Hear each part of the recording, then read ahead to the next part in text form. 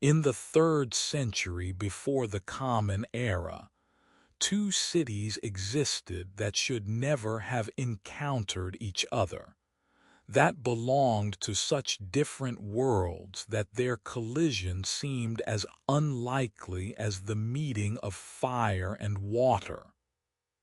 Rome, the city of 7 hills rising above the Tiber River, knew the earth knew the weight of iron and bronze, the dust of Italian roads, the sound of legions marching in formation across the peninsula.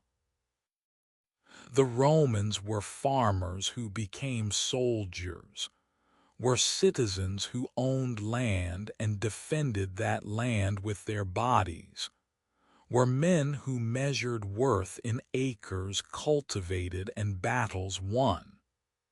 Their world was solid, was rooted in soil and stone, was built from the ground upward through conquest that moved step by step across Italy, city by city, tribe by tribe, expanding through a combination of military victory and political incorporation that had no precedent in the ancient world. The city itself was young by Mediterranean standards, founded according to legend in 753 BC, only 5 centuries old, still rough around the edges despite growing wealth and power. The buildings were functional more than beautiful, were temples and basilicas, and the Senate House where Rome's fate was determined by debate among aristocratic families who traced lineages back to the city's founding. The Forum was the heart, was the space where citizens gathered to conduct business and politics, where the great decisions were made through votes and speeches, and the complex interplay of patronage and obligation that defined Roman society. The citizens were proud, were conscious of their republican freedom, were fiercely protective of their system that prevented kings from arising, that distributed power among consuls and tribunes and senators in ways designed to balance ambition against ambition. Rome's expansion had been relentless but had followed patterns. Conquered enemies were offered terms, become allies, provide soldiers, accept Roman oversight in foreign policy, but maintain internal autonomy. The system worked because it was flexible, because it created stakeholders in Roman success, because it transformed defeated enemies into partners who benefited from Rome's continued expansion. By 280 BC, Rome controlled the entire Italian peninsula south of the Po River, had incorporated dozens of cities and tribes, had created a confederation that could field armies of unprecedented size, because every ally contributed soldiers according to treaty obligations. But Rome's world ended at the water's edge. The Romans were not seafarers, had no naval tradition, looked at the Mediterranean with the suspicion that land people feel toward an element they do not control.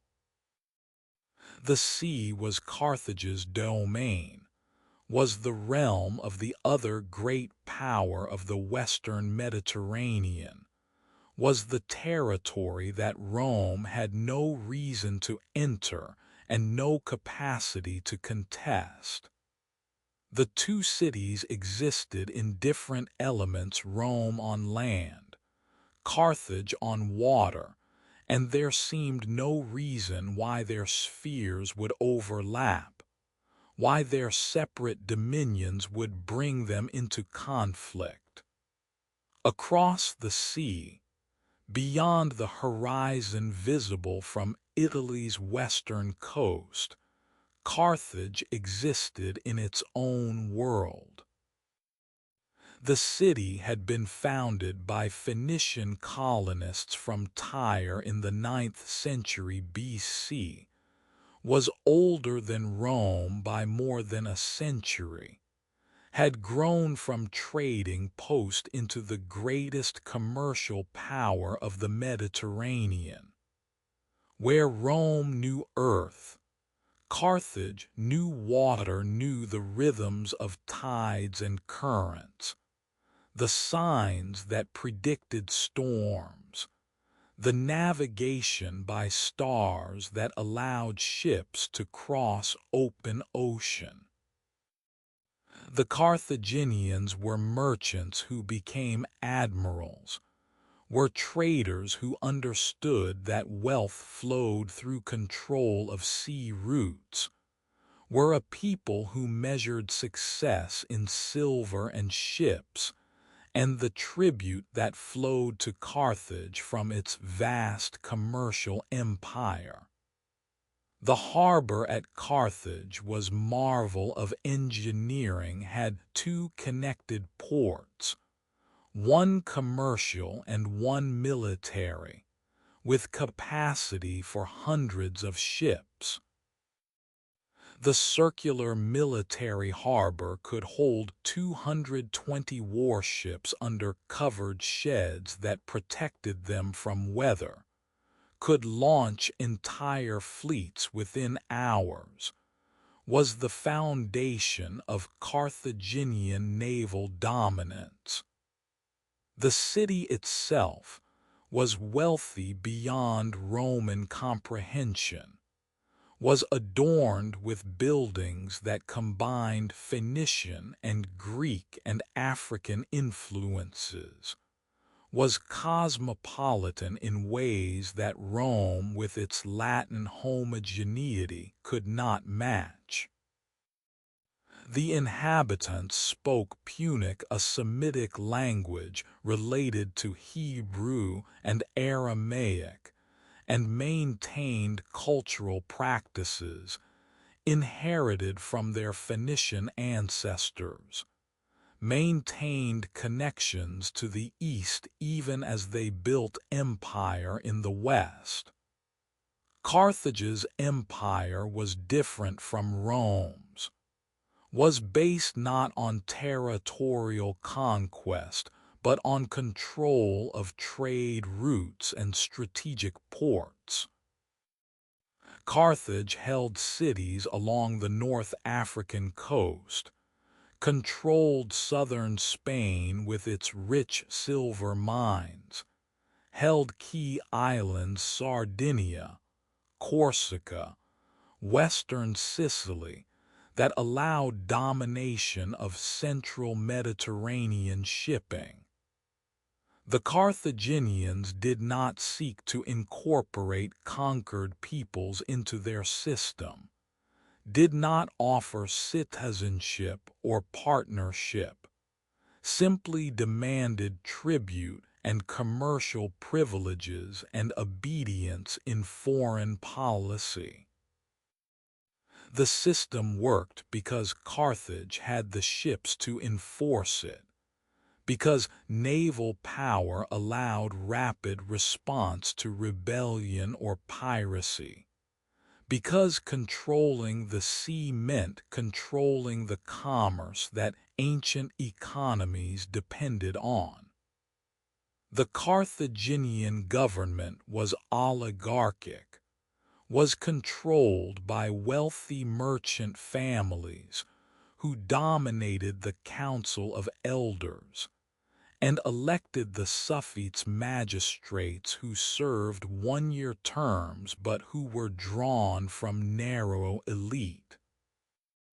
The system concentrated power more than Rome's did, allowed for quicker decisions, but also for policies that served commercial interests of the ruling families. The Carthaginians were pragmatic, were willing to hire mercenaries rather than rely on citizen soldiers, were comfortable with a military that was professional and diverse. Iberians and Celts and Libyans and Greeks all fought for Carthaginian pay, commanded by Carthaginian generals, but forming armies that were multinational in composition. The two cities knew of each other, of course. Trade brought them into occasional contact. Diplomatic relations existed. They had signed treaties that defined spheres of influence, that acknowledged each other's dominance in their respective regions, that promised not to interfere in each other's territories. The earliest treaty, dated to 509 BC, had been renewed and revised multiple times, most recently in 306 BC, with terms that seemed clear enough. Rome would stay out of Carthaginian commercial zones. Carthage would not interfere in Italy.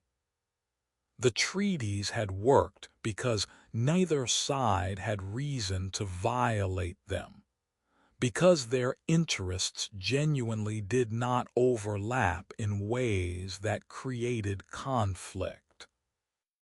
But beneath the surface of peaceful coexistence, the two cities were fundamentally incompatible.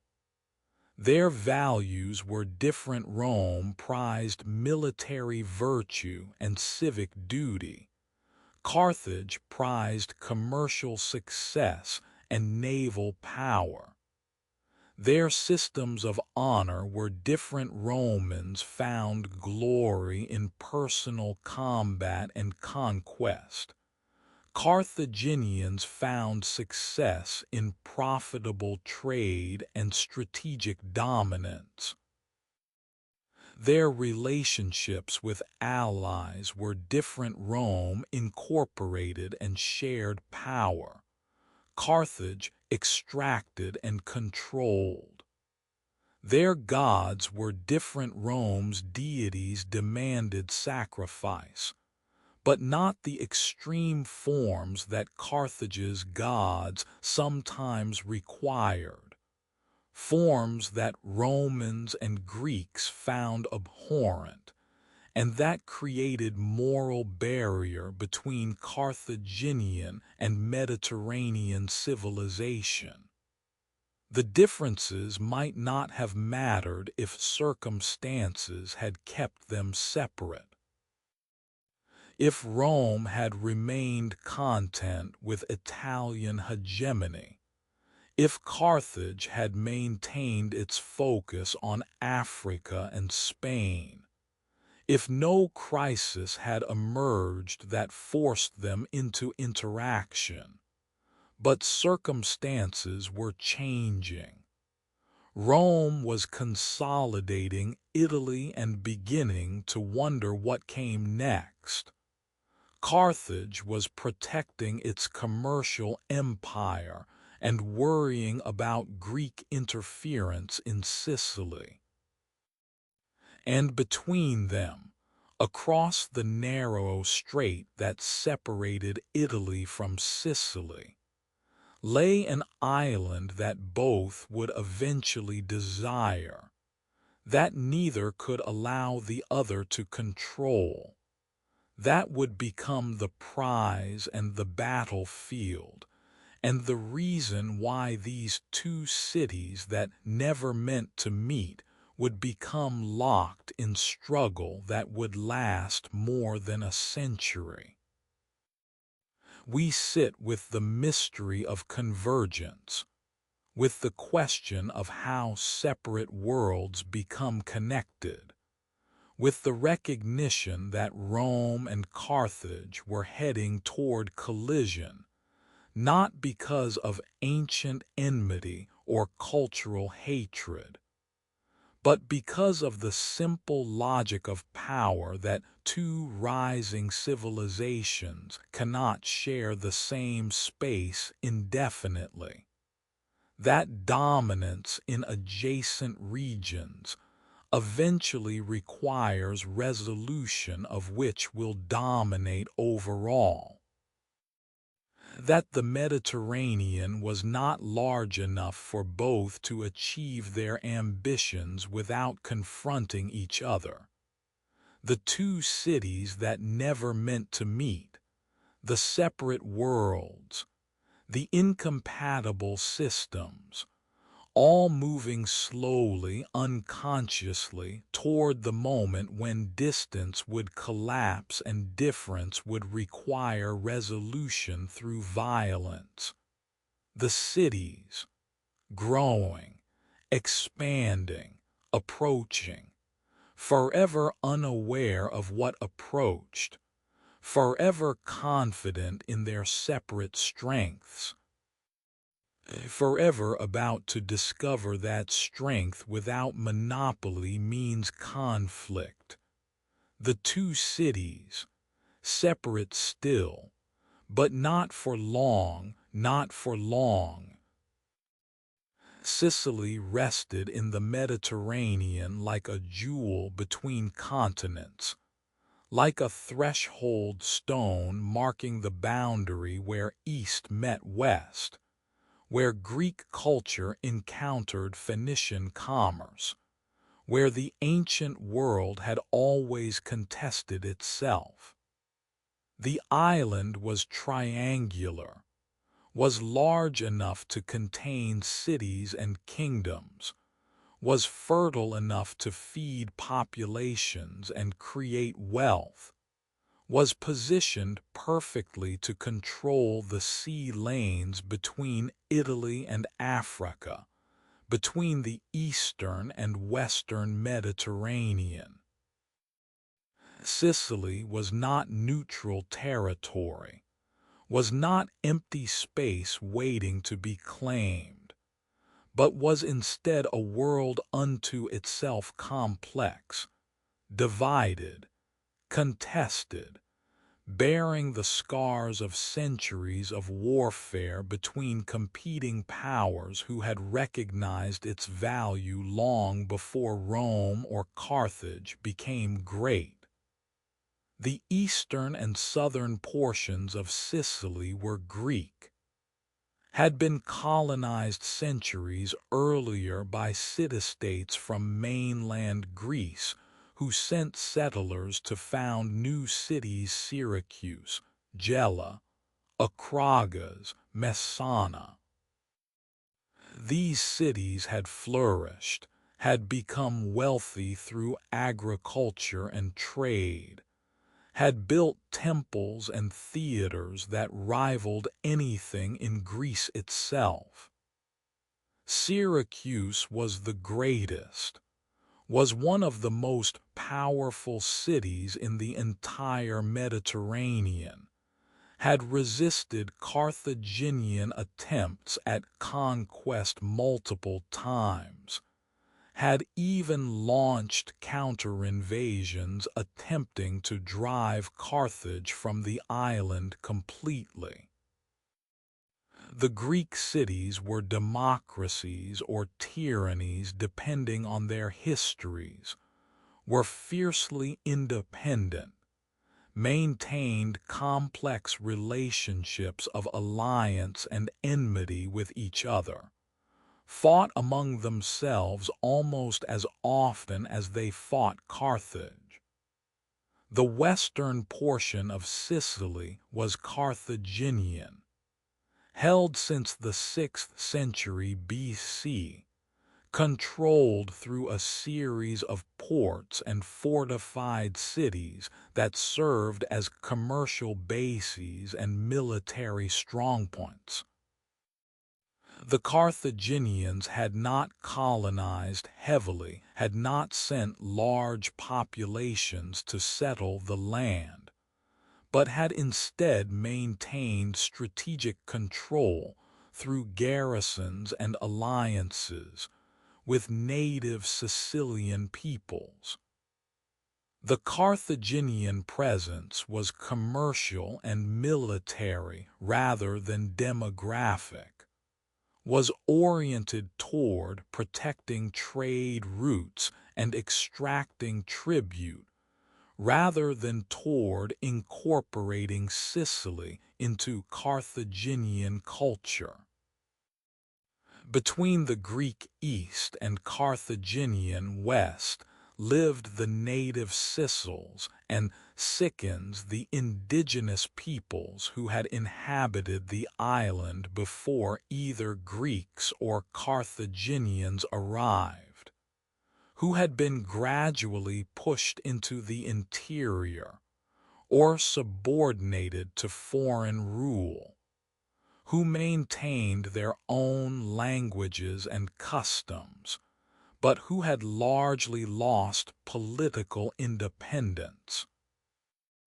The native peoples sometimes allied with Greeks against Carthage, or with Carthage against Greeks, switched sides according to circumstance and advantage, survived by adaptation in a land dominated by foreign powers who treated the island as prize rather than as homeland. We drift across Sicily in the 3rd century BC, feel the complexity of its divided nature. In Syracuse, we walk through the agora where Greek is spoken, where philosophers debate in the shade of porticos, where merchants trade grain and olive oil and the products of Sicily's fertile soil. The city is magnificent, has the theater where Aeschylus premiered plays, has temples to Greek gods, has fortifications that have withstood Carthaginian sieges, has the harbor where triremes rest, and where the power of Greek Sicily is concentrated. The Syracusans are proud, are conscious of their role as defenders of Greek civilization against Phoenician barbarism, see themselves as heirs to Athenian culture, understand their city as bulwark against Eastern influences that threaten to overwhelm Greek values. We cross to the western coast, to Carthaginian-held territory where Punic is spoken, where the architecture shows Phoenician influence, where the temples are to Baal, Hammon, and Tanit rather than to Zeus and Athena. The Carthaginian settlements are different from the Greek cities, are more fortified, more obviously military in purpose, are nodes in a commercial network rather than being complete societies. The residents are mixed, some Carthaginians, many more Libyans and Iberians and native Sicilians who have accepted Carthaginian authority. See advantage in the trade connections and military protection that Carthage provides. The relationship is transactional rather than cultural, is based on mutual benefit rather than on shared identity. The island's interior is contested space regions that Greek and Carthaginian forces move through, territories that change hands according to the outcomes of wars, lands where native peoples maintain some autonomy by playing foreign powers against each other. The interior is agricultural, produces the grain that makes Sicily valuable, feeds populations in Greece and Carthage, and eventually will feed Rome. The fertility of Sicily's soil is legendary, is foundation of the island's wealth, is reason why every power that has entered the Mediterranean has sought to control, or at least access Sicilian grain. But Sicily is more than economic prize, is also strategic necessity. The island controls the narrow sea routes between eastern and western Mediterranean, sits astride the shipping lanes that connect Carthage to its eastern colonies, blocks direct access between Italy and Africa.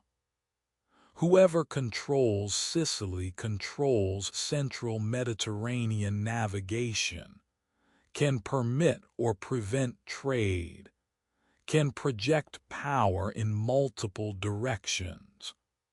For Carthage, holding western Sicily is essential to maintaining the commercial empire that makes Carthage wealthy and powerful. For the Greek cities, maintaining independence is essential to preserving their autonomy and culture.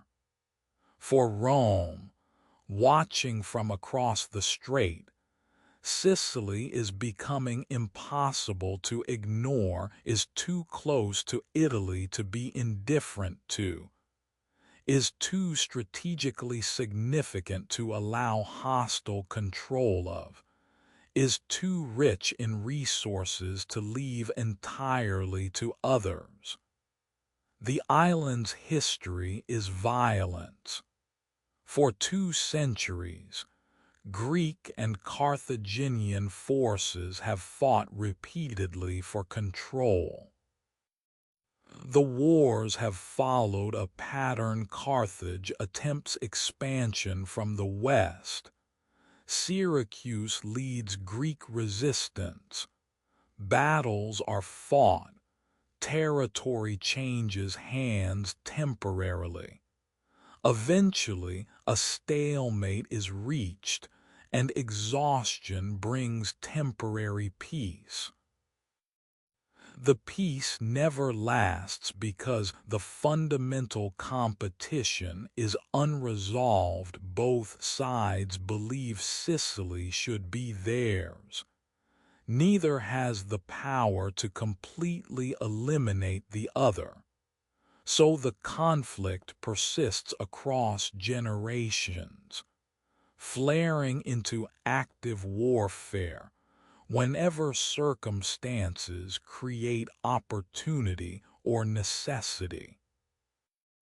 The latest warfare had occurred in the 310s BC, when the Syracusan tyrant Agathocles had fought against Carthage, had even invaded Africa itself in desperate attempt to force Carthaginian withdrawal from Sicily. The invasion had ultimately failed, but the fact that it occurred at all testified to the intensity of the competition, to the willingness of Greek Sicily to take extreme risks to resist Carthaginian domination. The wars had exhausted both sides, had created a peace based not on resolution but on mutual inability to continue fighting, had left the island divided much as it had been before the wars began.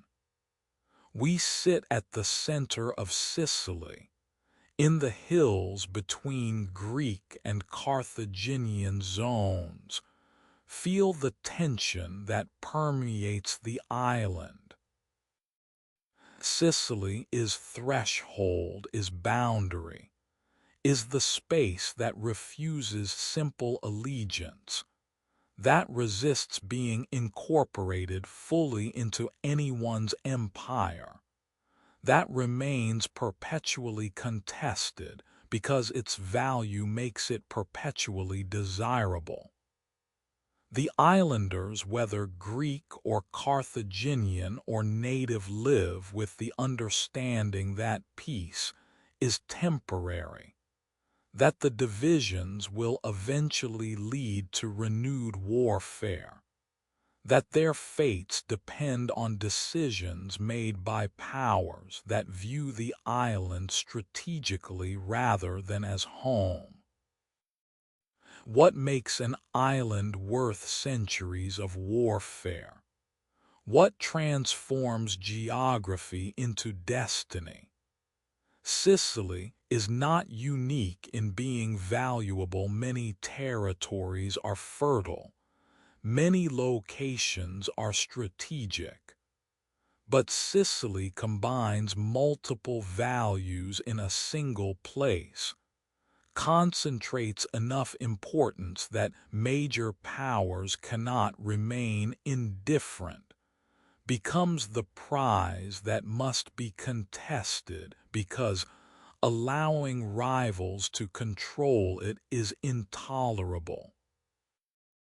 The island holds two worlds, Greek and Carthaginian, European and African, land power and sea power, and the holding cannot be stable because the worlds are incompatible, because neither can coexist with the other without one dominating.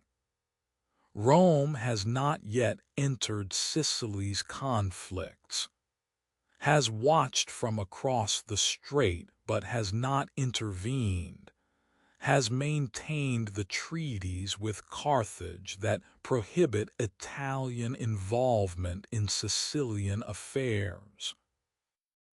But Rome's attention is drawn to the island, is beginning to calculate what it would mean if Carthage controlled all of Sicily, what threat that would pose to Italy's security, what opportunity Sicily might represent for Rome's continued expansion.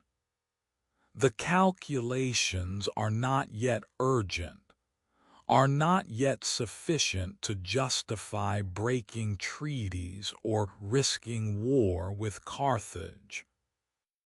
But the calculations are occurring, are preparing the ground for decisions that will come soon, for the moment when Rome will cross the strait and enter the world that Sicily represents.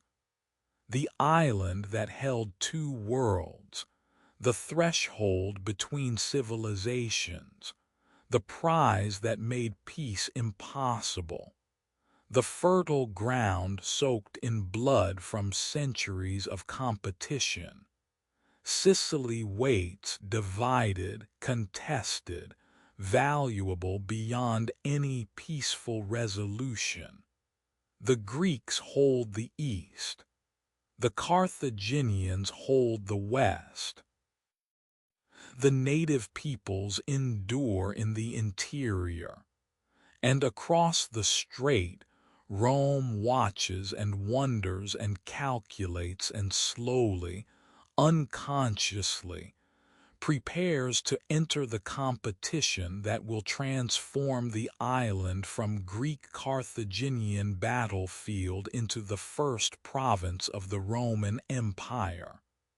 The island, waiting, forever divided, forever contested, forever the threshold where worlds collide, the island that held two worlds and could not hold them peacefully.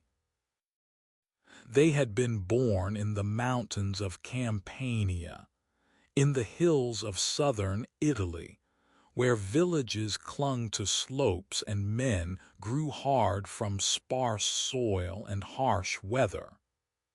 They were Oscans, were Sibelians, were from the tribes that had contested control of Italy with Romans and Greeks, that had eventually been defeated or incorporated into the Roman Confederation.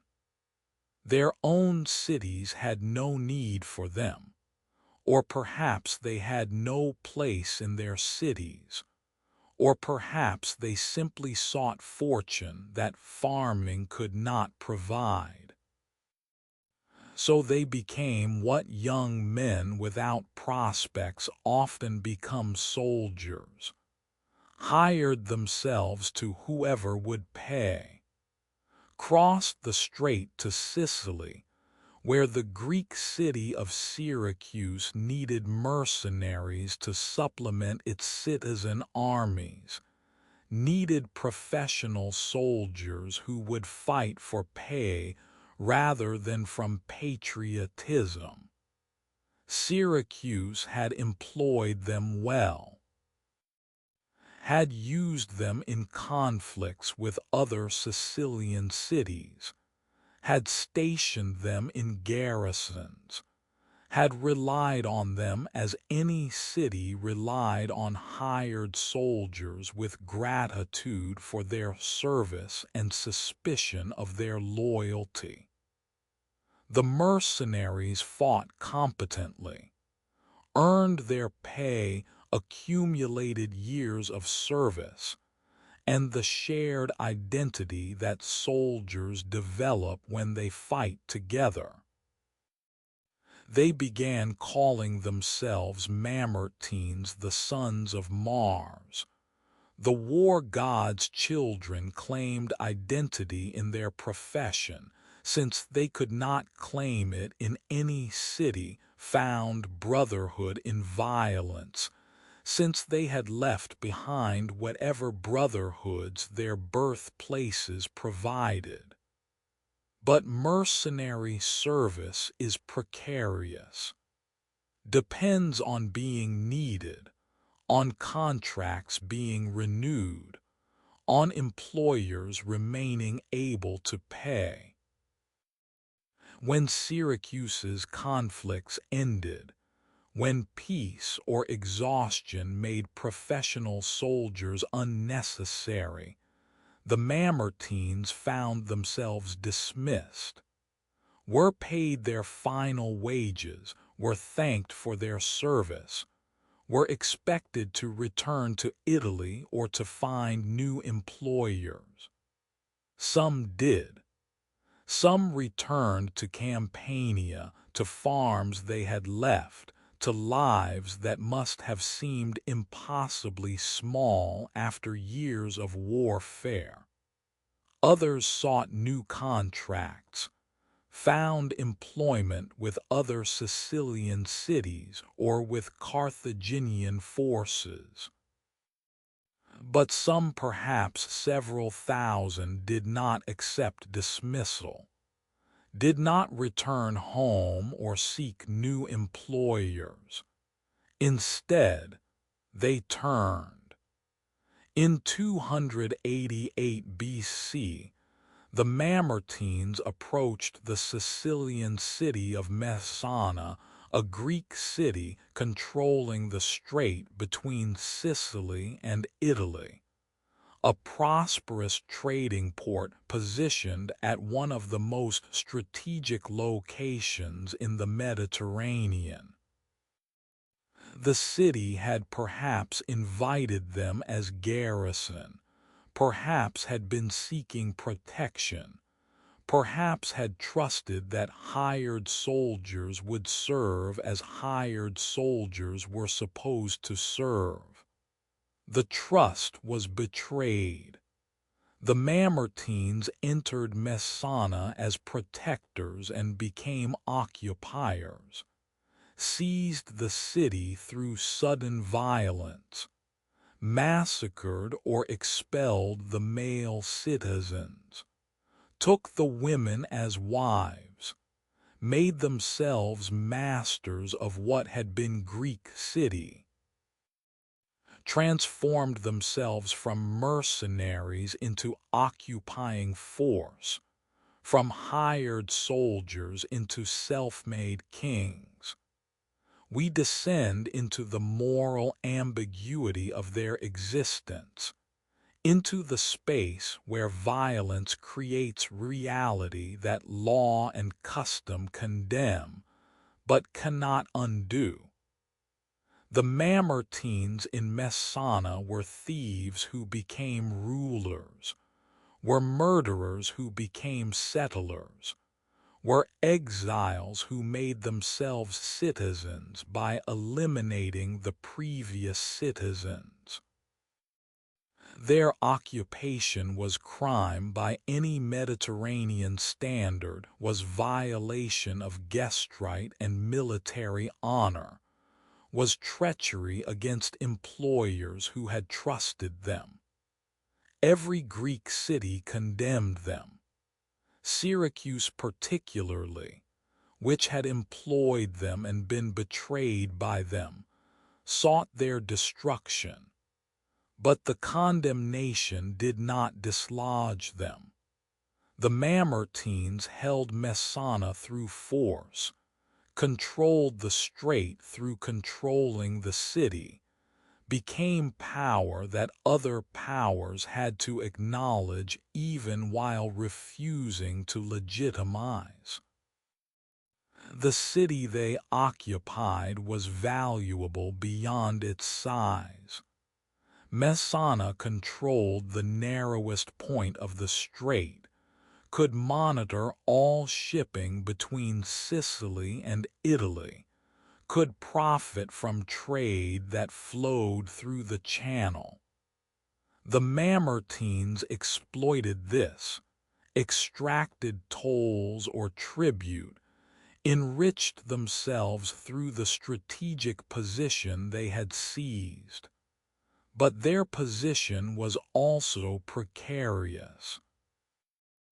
Were surrounded by enemies Syracuse to the south, other Greek cities that condemned their occupation, eventually Carthaginian forces that saw Mamertine control of the strait as threat to Carthaginian interests.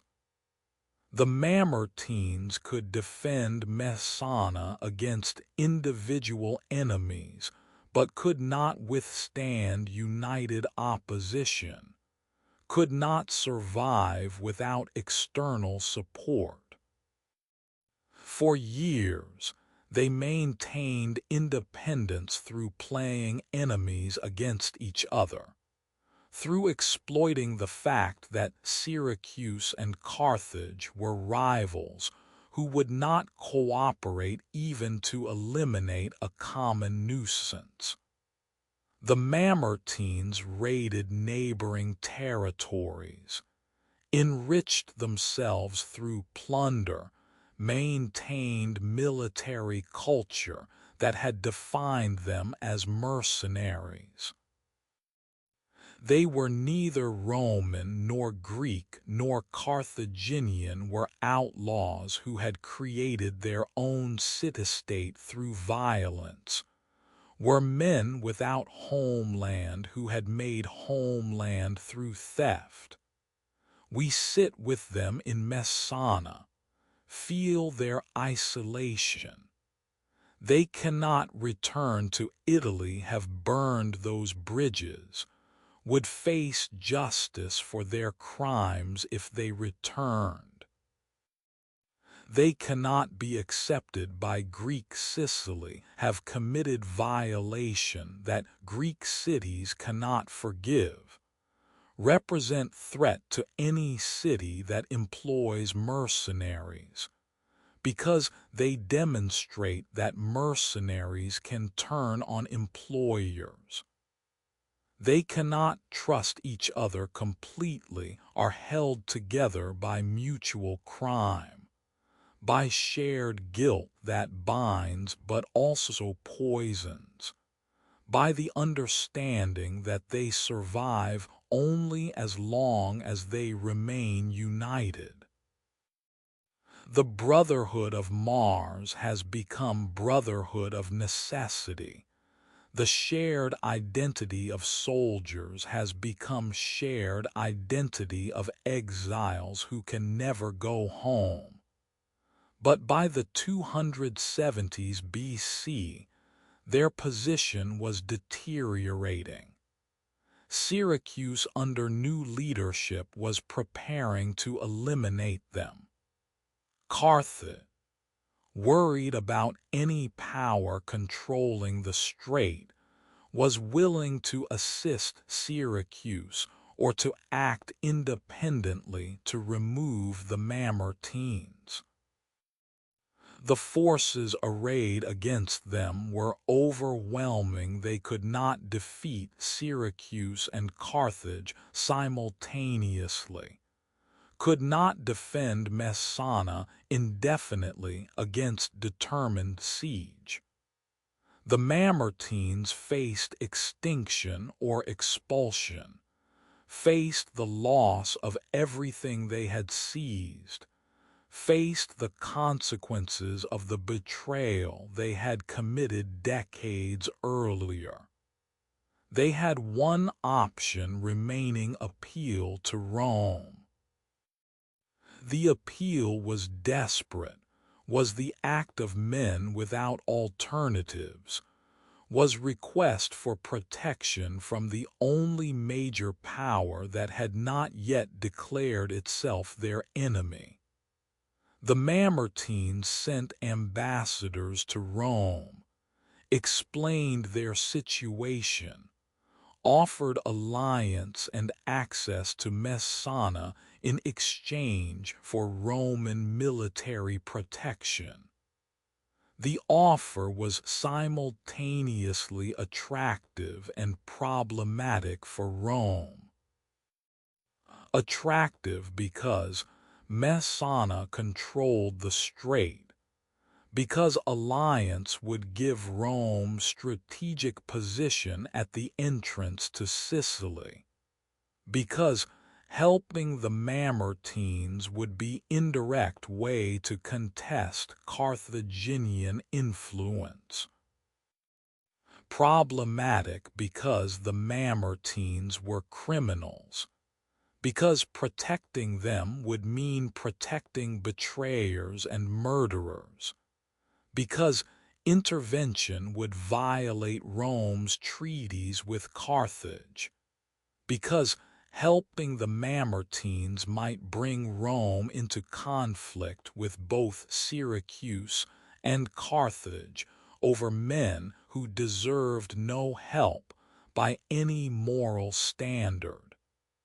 The mercenaries who forgot their names would be remembered for the crisis they created, would be catalyst for the First Punic War, would be the excuse or reason or opportunity depending on perspective that brought Rome into Sicily, that initiated the conflict between Rome and Carthage, that transformed the Mediterranean world. They did not intend this, were simply trying to survive, to protect what they had seized, to find protection against enemies who sought their destruction. But their appeal to Rome would set in motion events beyond their control, would create the collision between powers that had avoided collision for centuries, would be remembered long after the Mamertines themselves were forgotten.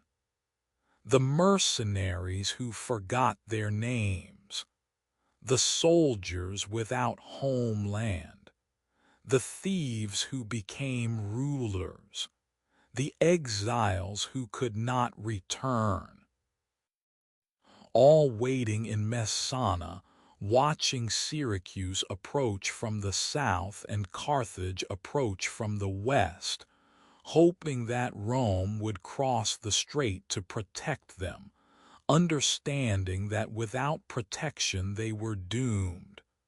The Mamertines, forever displaced, forever guilty, forever the catalyst that would begin a war they did not understand and could not control. The mercenaries, waiting, hoping. Forever the men who forgot their names and in forgetting created the crisis that would define a century. In Rome's Senate House, in the curved chamber where 300 senators sat on stone benches arranged in tiers, where the great decisions of state were made through debate and vote according to procedures inherited from generations of republican tradition. The elders gathered to discuss a message from Sicily. The Mamertines had sent ambassadors, had appeared before the Senate to make their case, described the threat from Syracuse and Carthage, explained their control of Messana, offered alliance and access to the strait in exchange for Roman military protection. The request was straightforward. The Senate's response would determine everything that followed. The debate occurred in 264 BC, though our sources do not record its details, do not preserve the speeches that were given, mention only that the Senate was divided and that the question was contentious. The silence that surrounds the debate is itself testimony to the difficulty of the decision, to the recognition that what was being decided would have consequences that extended far beyond the immediate question of helping or not helping the Mamertines. We can reconstruct the arguments from what came before and after, from Roman values and strategic concerns, from the patterns that shaped Roman decision-making. But the actual words spoken that day are lost, exist only in silence that we must interpret. The traditionalists argued against intervention. Their position was clear, was based on multiple considerations that Romans would have found compelling. First, the Mamertines were criminals, had betrayed their employers, had seized a city through treachery and murder, deserved no help from honorable republic like Rome. Protecting them would mean associating Rome with dishonorable conduct, would taint Rome's reputation, would suggest that Rome valued strategic advantage over moral principle. Second, Rome had no treaty obligations to the Mamertines. They were not allies, not clients, had no claim on Roman protection beyond their offer of alliance that came only when they faced destruction. Third, helping the Mamertines would violate Rome's treaties with Carthage, The existing agreements prohibited Roman involvement in Sicilian affairs, and intervention would be seen by Carthage as hostile act, as breach of faith, as provocation that might lead to war. The traditionalists pointed to Rome's successful strategy in Italy had expanded through legitimate conquest and incorporation of defeated enemies, had built confederation based on treaties and mutual advantage, had never before intervened to protect criminals or violated existing treaties for strategic gain. Why change what worked? Why risk war with Carthage over men who deserved no help? Why enter Sicily at all when Rome's interests were in Italy, and when the treaties with Carthage had successfully maintained peace for decades? The traditionalist position was conservative, was cautious, was grounded in principles that had served Rome well and should not be abandoned lightly. The expansionists argued for intervention. Their position was equally clear, though based on different considerations. First, Messana was strategically essential, controlled the strait between Italy and Sicily, was too important to allow hostile control, would give Rome position from which to monitor, and if necessary contest any threat from Sicily. If Carthage or Syracuse controlled Messana, they would control access to the strait, could potentially threaten Italy's southern coast, could project power in ways that Rome could not prevent. Better to control Messana through alliance than to face enemies controlling it. Second, the Mamertines had offered alliance, had essentially invited Rome into Sicily, had provided legal justification for Roman presence that was invitation rather than invasion. Third, Rome's growing power required attention to what happened beyond Italy, could not remain indifferent to Sicily's affairs when Sicily was so close, so wealthy, so connected to Italy's security. The expansionists acknowledged the moral problems, yes. The Mamertines were criminals. Yes, helping them was distasteful. But strategic necessity sometimes required uncomfortable alliances, required working with imperfect partners, required prioritizing security over moral purity. As for treaties with Carthage, the expansionists argued either that the treaties did not specifically prohibit helping the Mamertines, or that Carthaginian actions in Sicily already violated the spirit of the treaties, and Rome was simply responding to Carthaginian aggression. The expansionist position was forward-looking, was willing to take risks, was based on the understanding that Rome's power had grown beyond Italy, and that interests necessarily followed power. We sit in the Senate House with the elders, feel the weight of the decision. The senators were mostly elderly. The Senate required previous office holding, and Romans generally held offices in progression through their careers. So senators tended to be in their 40s, 50s, 60s.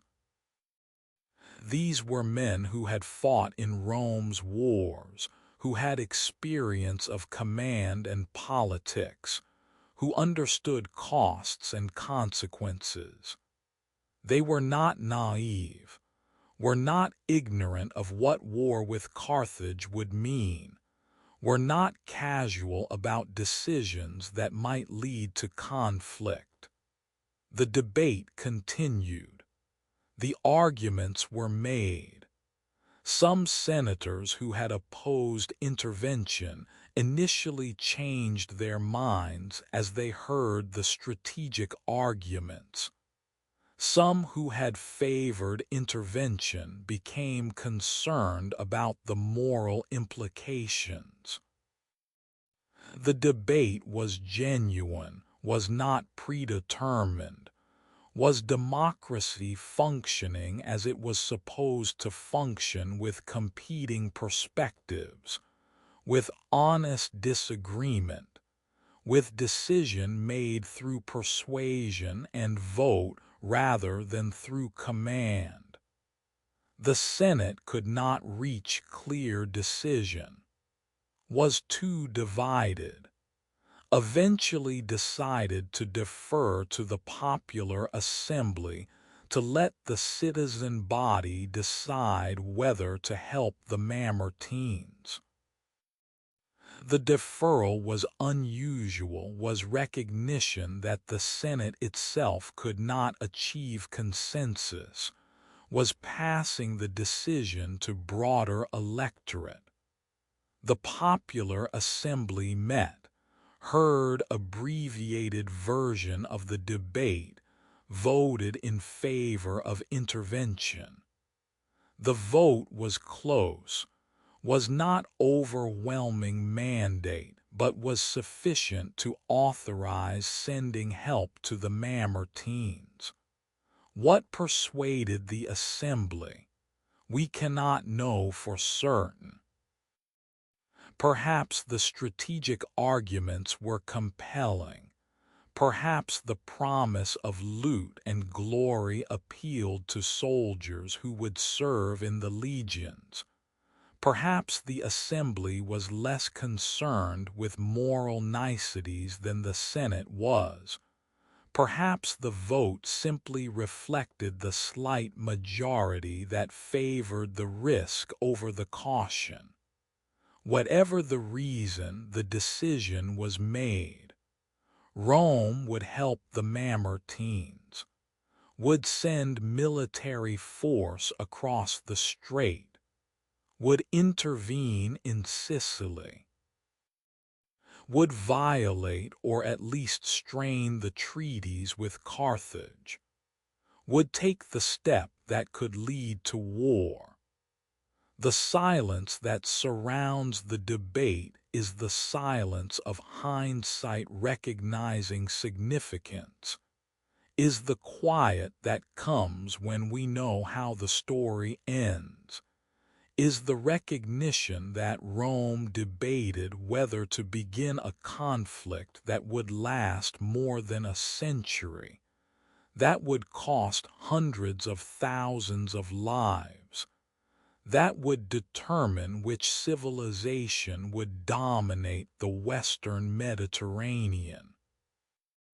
The senators debating in 264 BC did not know this, could not predict that the First Punic War would last 23 years, that it would be followed by Second and Third Punic Wars, that Carthage would eventually be destroyed, that Rome would inherit everything Carthage had built. The senators thought they were deciding whether to help some mercenaries, whether to gain strategic position at the strait, whether the opportunity was worth the risk. They did not understand that they were deciding the fate of civilizations. We close with the vote tallied, with the decision made, with the authorization given to the consuls to send military force to Sicily. The Senate that debated in silence. The discussion that history did not preserve. The choice that seemed manageable but was momentous. The decision that appeared tactical but was transformative. The vote that authorized intervention. The silence that speaks louder than any recorded speech about the difficulty of the choice, about the doubt that remained, about the understanding that something significant had occurred even if its full significance could not be known. The Senate, the debate, the silence, forever the moment when Rome chose to cross, forever the decision that began the war, forever the silence that contains the unspoken recognition that everything changed in that chamber on that day. For more than 2 centuries, Rome and Carthage had maintained treaties, had agreed to boundaries, had promised to respect each other's spheres of influence, had preserved peace through mutual acknowledgement that their interests did not conflict sufficiently to justify war. The treaties existed in multiple versions, had been negotiated and renewed as circumstances changed, had accumulated clauses and interpretations that both sides understood or claimed to understand. The most recent treaty, dated to 306 BC, had been signed just 60 years before the crisis over Sicily, had established clear terms that seemed to prohibit exactly the kind of intervention Rome was now contemplating. But treaties are words, and words require interpretation. And interpretation depends on assumptions about meaning and intent that different cultures bring to texts written in different languages, about circumstances that the treaty writers could not fully anticipate. The Roman Carthaginian treaties were written in both Latin and Punic, were attempts to create binding agreements between peoples who thought in fundamentally different categories, who understood obligation and honor and legal commitment according to incompatible frameworks. The treaties worked as long as both sides wanted them to work, as long as circumstances did not test their boundaries, as long as the spheres they defined remained separate enough that disputes did not arise. We examine the treaty text, or what we know of it, through later historians who summarized rather than quoted the exact language. The treaty said that Rome would not trade or establish bases in Carthaginian waters, said that Carthage would not interfere in Italy, defined spheres. Rome's was Italy, Carthage's was the sea and the islands and North Africa. The language seemed clear until circumstances made it unclear. Sicily was island, should have been Carthaginian sphere according to treaty logic. But Sicily was divided between Greeks and Carthaginians, was not exclusively Carthaginian, and Rome's intervention was at the invitation of the Mamertines who held Messana. Did helping allies at their request violate the treaty? Rome said no, said that invitation made the intervention legitimate, that the treaty prohibited aggression but not response to requests for help. Carthage said yes, said that any Roman military presence in Sicily violated the treaty's spirit if not its letter, that the Mamertines were not legitimate allies because they were criminals, that Rome's true purpose was expansion rather than protection. Both interpretations were defensible. Both sides genuinely believed their position was correct, was consistent with treaty, was justified by circumstances. The problem was not that one side was lying about the treaty's meaning. The problem was that the treaty's meaning was not stable across different cultural contexts, that words interpreted in Latin did not carry identical meaning when interpreted in Punic, that legal texts cannot anticipate every circumstance, and therefore contain ambiguities that crisis reveals. The deeper problem was that the treaties had been negotiated between powers whose spheres were separate: Rome as Italian power, Carthage as Mediterranean naval power. But Rome had grown, had conquered all of Italy, had reached the natural boundary of the peninsula and was looking beyond. Carthage had also grown, had expanded its commercial empire, had become more dependent on controlling Sicily to protect trade routes. The treaties reflected an earlier balance that no longer existed, defined spheres that had made sense when both powers were smaller, but that created conflict as both expanded toward the boundaries the treaties established. We contemplate the fragility of agreements. The way peace preserved through treaties is always conditional peace, is stability that lasts only as long as circumstances allow both sides to believe the treaty serves their interests. The Roman Carthaginian peace had lasted centuries, not because the treaties were perfectly crafted, but because neither side had reason to violate them.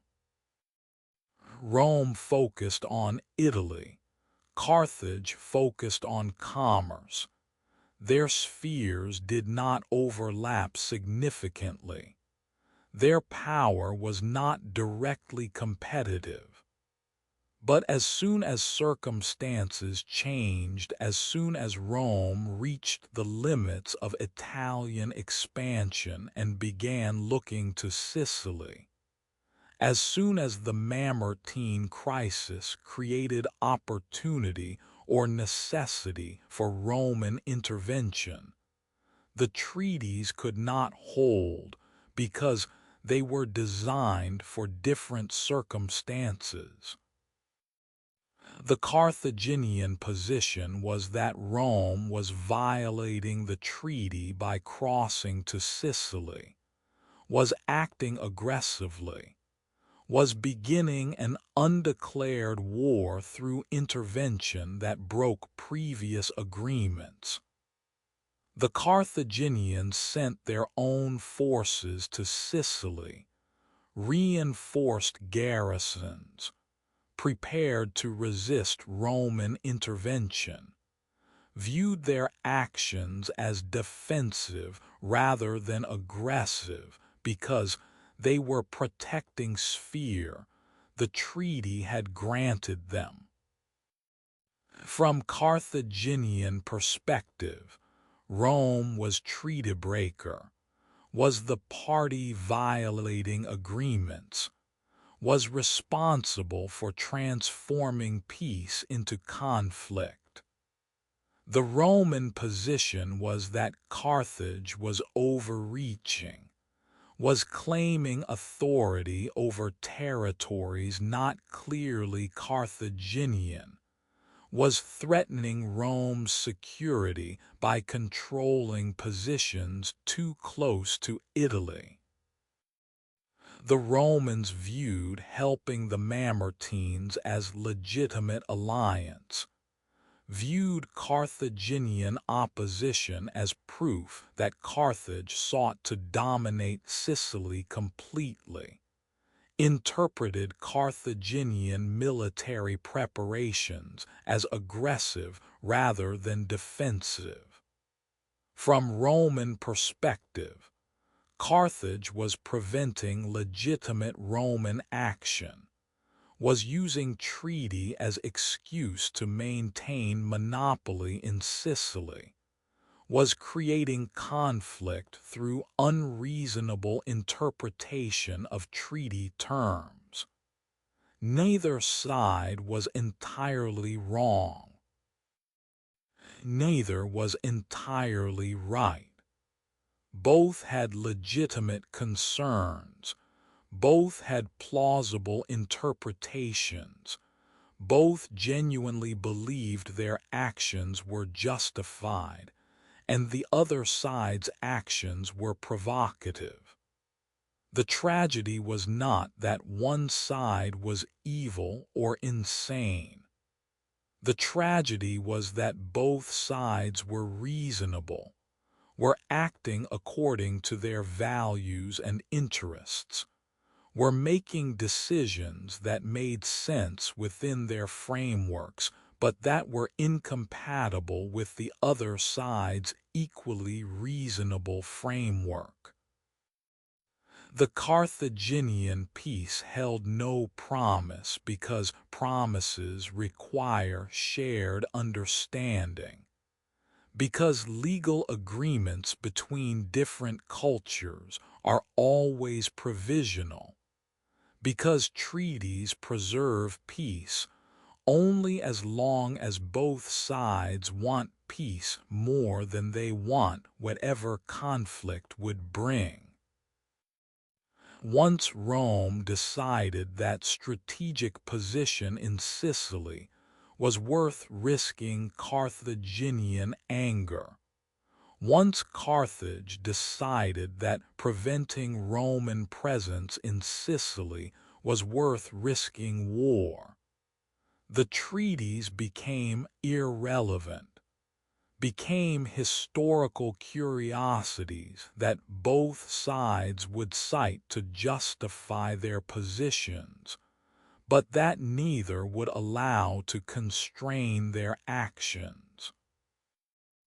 We sit with the failure of law, with the recognition that treaties do not prevent wars, but simply establish frameworks that hold as long as circumstances allow. The Carthaginian peace had been real, had preserved stability for centuries, had allowed both civilizations to grow without destroying each other.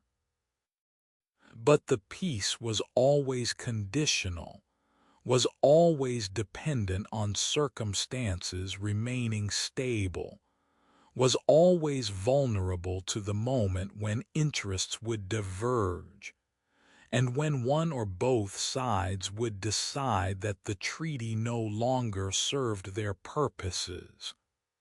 The moment had arrived. The treaty was breaking.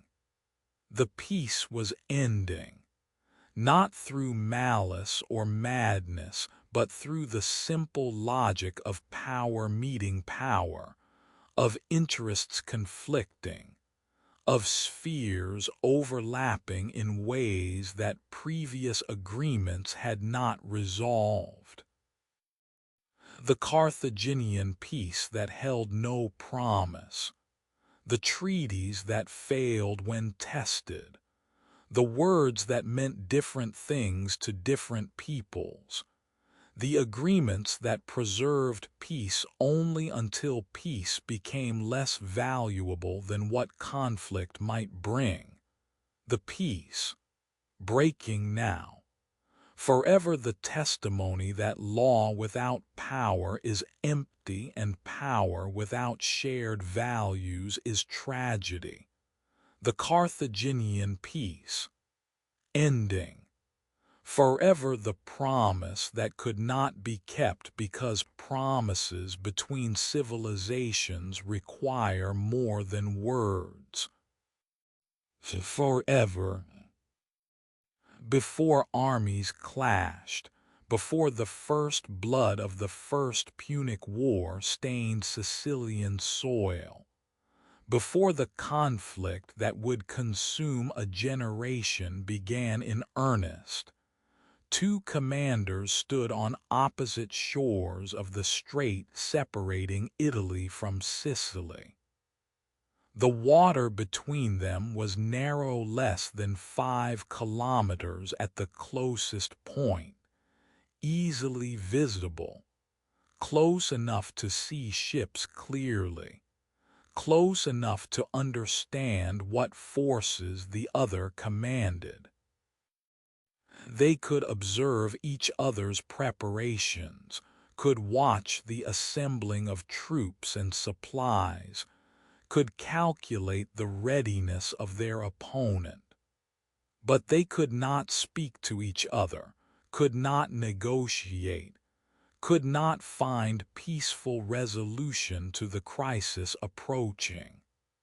The water separated not just shores but worlds, not just armies but civilizations, not just these two men but everything they represented. Appius Claudius Caudex commanded the Roman force. He was consul for the year 264 BC, had been elected by Roman citizens to the highest office in the Republic, held imperium the legal authority to command armies and to make decisions in the field. He was patrician, came from the Claudian gens that had been prominent in Roman politics for generations, carried weight of family reputation and expectation. His position was both powerful and constrained, had authority to command, but also had responsibility to Senate and people, had to balance military judgment with political concerns, had to make decisions that would be scrutinized and judged by colleagues and rivals. Appius Claudius had been given the task of crossing to Sicily, of bringing Roman military force to support the Mamertines, of establishing Roman presence at Messana. The Senate's authorization was clear enough: help the Mamertines, secure the city, resist any attempts by Syracuse or Carthage to prevent Roman intervention. But the authorization left implementation uncertain, left the question of what exactly helping the Mamertines required, left the consul to determine how much force to use and when to use it, and whether to seek negotiation or to proceed directly to violence. We stand with him on the Italian shore, feel his uncertainty. Does he believe in the mission? Does he think helping the Mamertines is right thing for Rome? Or is he simply following orders from the Senate while harboring private doubts? Is he confident that Roman legions can succeed in Sicily? Or is he worried about facing Carthaginian naval power and Syracusan armies with forces that are untested in this kind of warfare? The sources do not tell us his thoughts, preserve only his actions, leave us to imagine the internal deliberations of a man given responsibility for beginning what might become war. Across the strait, Hanno commanded the Carthaginian garrison in Sicily. He was general appointed by Carthaginian government, had been sent to Sicily to protect Carthaginian interests, had orders to prevent Roman intervention at Messana. Hanno was professional commander, was representative of Carthaginian military system that relied on hired troops and professional officers rather than on citizen soldiers. His army was diverse, included Libyans and Iberians, and perhaps some Carthaginian citizens, was the multinational force that Carthage typically fielded, was held together by discipline and pay rather than by shared identity. Hanno's position was also complex. Had to defend Carthaginian interests, but also had to avoid unnecessary conflict. Had to resist Roman crossing, but also had to consider whether resistance would succeed or would simply trigger larger war that Carthage might not want.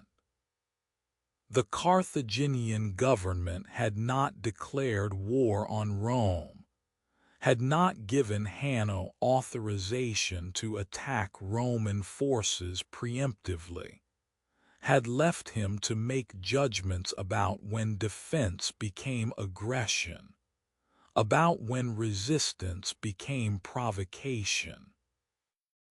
We cross to the Sicilian shore, stand with Hanno, feel the weight of his responsibility. Does he think Rome will actually cross, or does he believe this is posturing that will end in negotiation? Does he believe his forces can prevent Roman landing, or does he recognize that once Rome commits to intervention, Carthaginian garrison in Sicily cannot stop them alone?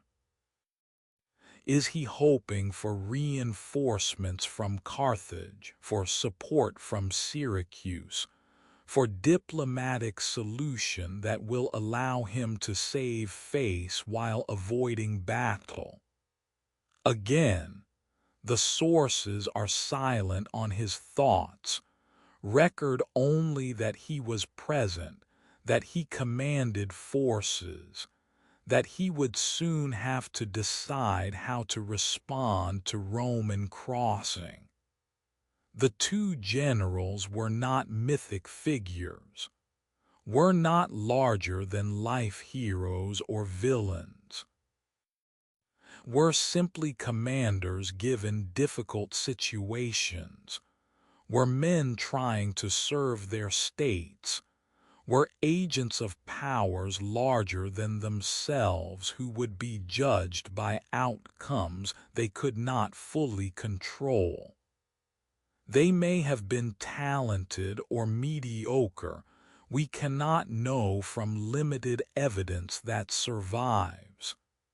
They may have been brave or cautious, aggressive or defensive, wise or foolish.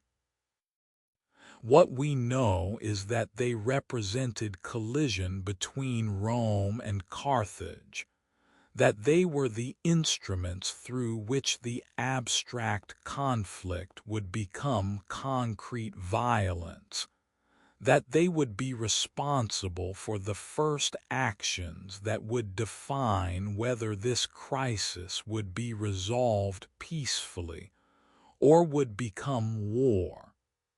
Did they see each other as similar, as fellow professionals caught in circumstances neither made?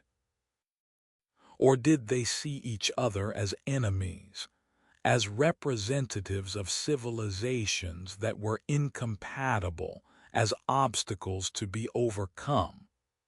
The questions cannot be answered. The generals exist in history as names and roles rather than as complete persons, are shadows whose thoughts and feelings are lost, who remain mysterious despite their importance. The water between them was narrow, but was also absolute boundary. Was the line between Italy and Sicily, between Roman and Carthaginian spheres, between peace and war. Once crossed, the line would be violated, the boundary would be breached, the separation between the powers would end. Everything that followed would follow from that crossing: the battles, the naval warfare, the decades of conflict, the transformation of the Mediterranean world. But before the crossing, in the moment when both generals watched each other across narrow water, the future was still uncertain. The war was still preventable. The collision was still just possibility rather than inevitability. What did they see when they looked across? Did Appius Claudius recognize that he was about to begin a century of warfare? Did Han understand that his resistance or failure to resist would determine his civilization's fate? Did either grasp the magnitude of what was approaching? Almost certainly not. They were focused on immediate circumstances, on tactical problems, on how to accomplish their missions with the forces they had available. The long view was not available to them, was not visible from their positions on opposite shores, was something only hindsight would reveal. The two generals who saw each other across water, the commanders who would begin the war, the men who stood at the threshold before violence began, the agents of civilizations approaching collision, forever watching, forever separated by narrow strait that was also infinite distance. Forever about to cross, forever about to resist, forever the human element in historical catastrophe. The generals, watching, waiting, preparing. Forever the moment before everything changed. Forever the last instant of peace. Forever the two men who saw each other across water and understood that soon the water would be crossed, and that once crossed, there would be no returning to the world as it was. The generals, the water, the threshold, forever. Before battle in the ancient world, before armies marched or ships sailed, before commanders gave orders and soldiers moved forward into violence, the gods were consulted. The practice was universal across Mediterranean civilization, was common ground between otherwise different cultures, was shared understanding that human warfare occurred within context of divine purpose, or at least divine awareness. Rome and Carthage both performed sacrifices, both sought omens, both believed that success in war depended not just on strategy and courage, but on favor from powers beyond human control. The altar where both sides sacrificed was physical altar in each army's camp, but was also metaphorical altar of faith, was the space where human violence sought divine justification, was the attempt to make warfare sacred rather than simply brutal. Roman religious practice before battle was elaborate, was governed by traditions dating to the city's founding, was performed by priests who accompanied the legions, or by commanders who held both military and religious authority. The augurs read signs, watched the flight of birds, examined the entrails of sacrificed animals, interpreted natural phenomena as messages from the gods.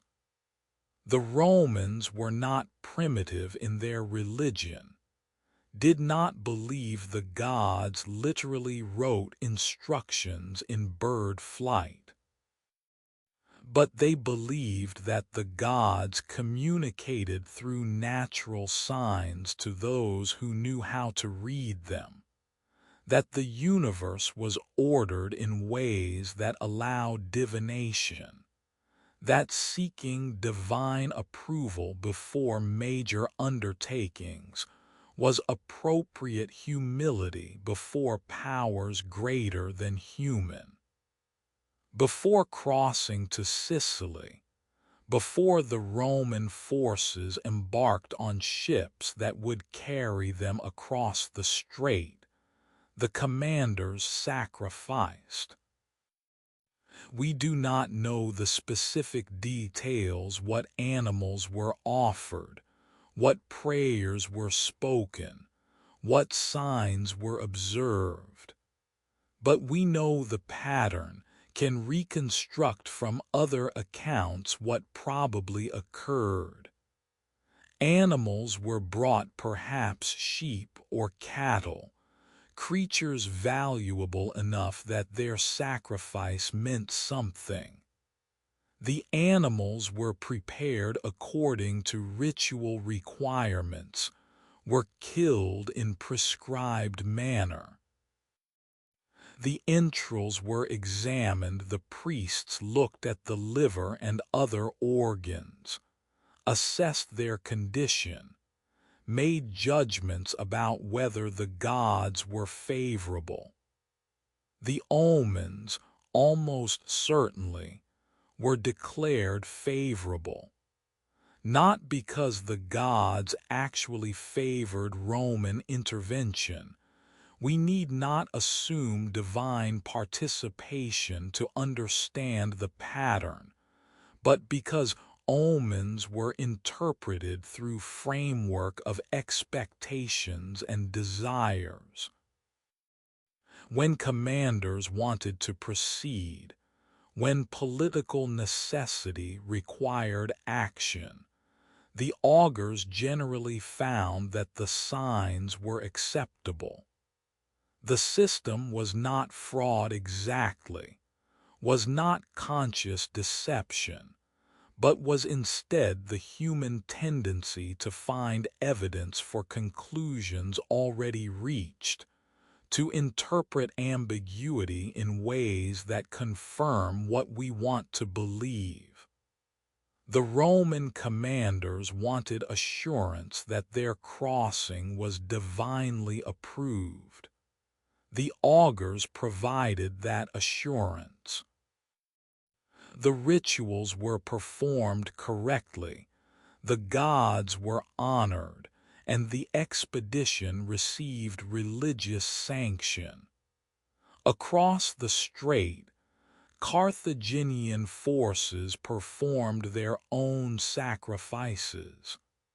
The Carthaginian religious practices were different from Roman, were Phoenician in origin, were devoted to gods that Greeks and Romans found disturbing. Baal-Hamon was chief deity, was god associated with fertility and kingship, required sacrifices that sometimes included animals, but that in Carthage's history had at times included children, a practice that neighboring civilizations condemned as barbaric, and that Carthaginians themselves may have abandoned or reduced by the 3rd century BC, though the evidence is contested and unclear. Tanit was goddess particularly associated with Carthage, was consort to Baal-Hamon, was depicted in symbols found on Carthaginian monuments and coins.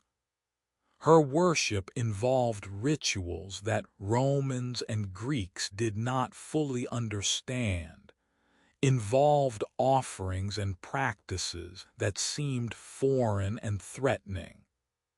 The Carthaginian religion was not more violent or cruel than other ancient religions. Human sacrifice occurred in Greek and Roman history as well, though perhaps less frequently or systematically. But the difference in religious practice created cultural barrier, created the sense that Carthaginians were fundamentally other, were not quite civilized according to Mediterranean Greek-Roman standards. We do not know what sacrifices Hanno's forces performed before preparing to resist Roman crossing. But we know they performed them, know that Carthaginian military practice included seeking divine favor, know that the gods were invoked, that rituals were observed, that both sides believed their cause was not just politically justified but was approved by powers beyond human judgment. The Carthaginians believed their gods favored them just as Romans believed their gods favored Rome. Both sides prayed for victory, both made offerings, both sought confirmation that their violence was righteous. The tragedy is in the symmetry. Both sides performed sacrifices. Both believed their gods were stronger, more real, more deserving of worship. Both interpreted favorable omens as divine approval. Both entered conflict with religious certainty that their cause was just, that the gods would support them, that victory was not just possible but was ordained. The mutual certainty did not prevent war, arguably enabled it, gave both sides confidence to proceed, allowed both to believe they were fighting not just for territory or wealth but for sacred purposes. What does it mean when both sides pray for victory? When both offer sacrifice expecting divine support? When both believe their gods demand the destruction of the other? The incompatibility reveals either that the gods do not exist, or that the gods are indifferent to human warfare, or that humans project their own desires onto divine will, create gods who conveniently support whatever humans have already decided to do. The ancient world did not resolve this theological problem. Both sides would continue sacrificing throughout the long wars. Both would claim divine favor for victories and explain defeats as temporary setbacks, rather than as evidence that the gods were not supporting them. The altar where both sides sacrificed is altar of human faith meeting human violence. Is the sacred space made tragic by the recognition that religious certainty does not prevent catastrophe? That both sides praying to their gods does not mean one side is wrong and the other right?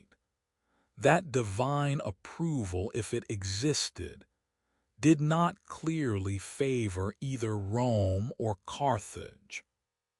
The wars would be decided by strategy and resources and courage, and fortune by human factors, rather than by divine intervention. But both sides would interpret their struggles through religious framework, would see victories as proof of divine favor and defeats as tests of faith, would maintain belief that the gods were involved even when evidence suggested the gods were silent. We close contemplating the gods who were invoked but who did not intervene, who were prayed to, but who did not clearly answer, who were believed in, but who did not prevent the suffering that would follow. The altar where both sides sacrificed.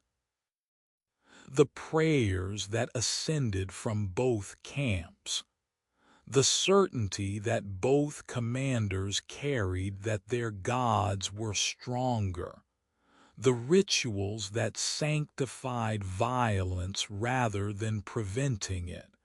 The altar, forever bearing offerings from both sides.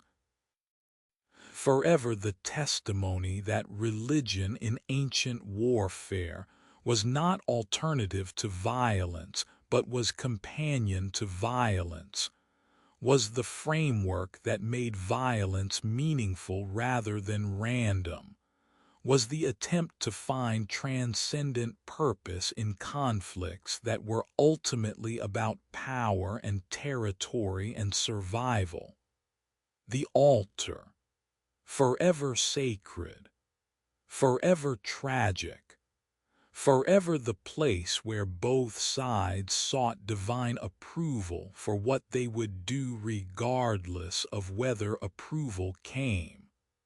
The altar where both sides sacrificed. Carthage was naval power. The statement was not boast but was simple fact, was recognition acknowledged throughout the Mediterranean, was foundation of Carthaginian dominance. The Carthaginians had inherited shipbuilding knowledge from Phoenician ancestors who had been sailing the Mediterranean for centuries before Carthage was founded, had refined and perfected that knowledge through generations of maritime commerce and warfare, had developed the quinquereme, the warship with 5 banks of oars, with bronze ram at the prow capable of punching through enemy hulls, with capacity to carry marines and supplies across open water. A Carthaginian quinquereme was approximately 40 meters long, perhaps 6 meters wide, required crew of perhaps 300 rowers plus sailors and marines, was the capital ship of ancient naval warfare, was the instrument that allowed Carthage to control the seas. The Carthaginian fleet was enormous by ancient standards, might have numbered several hundred warships at any given time, with capacity to build more when needed, with experienced crews who had trained together for years, with admirals who understood naval tactics that Romans had never encountered. The fleet was not just military force, but was also commercial infrastructure.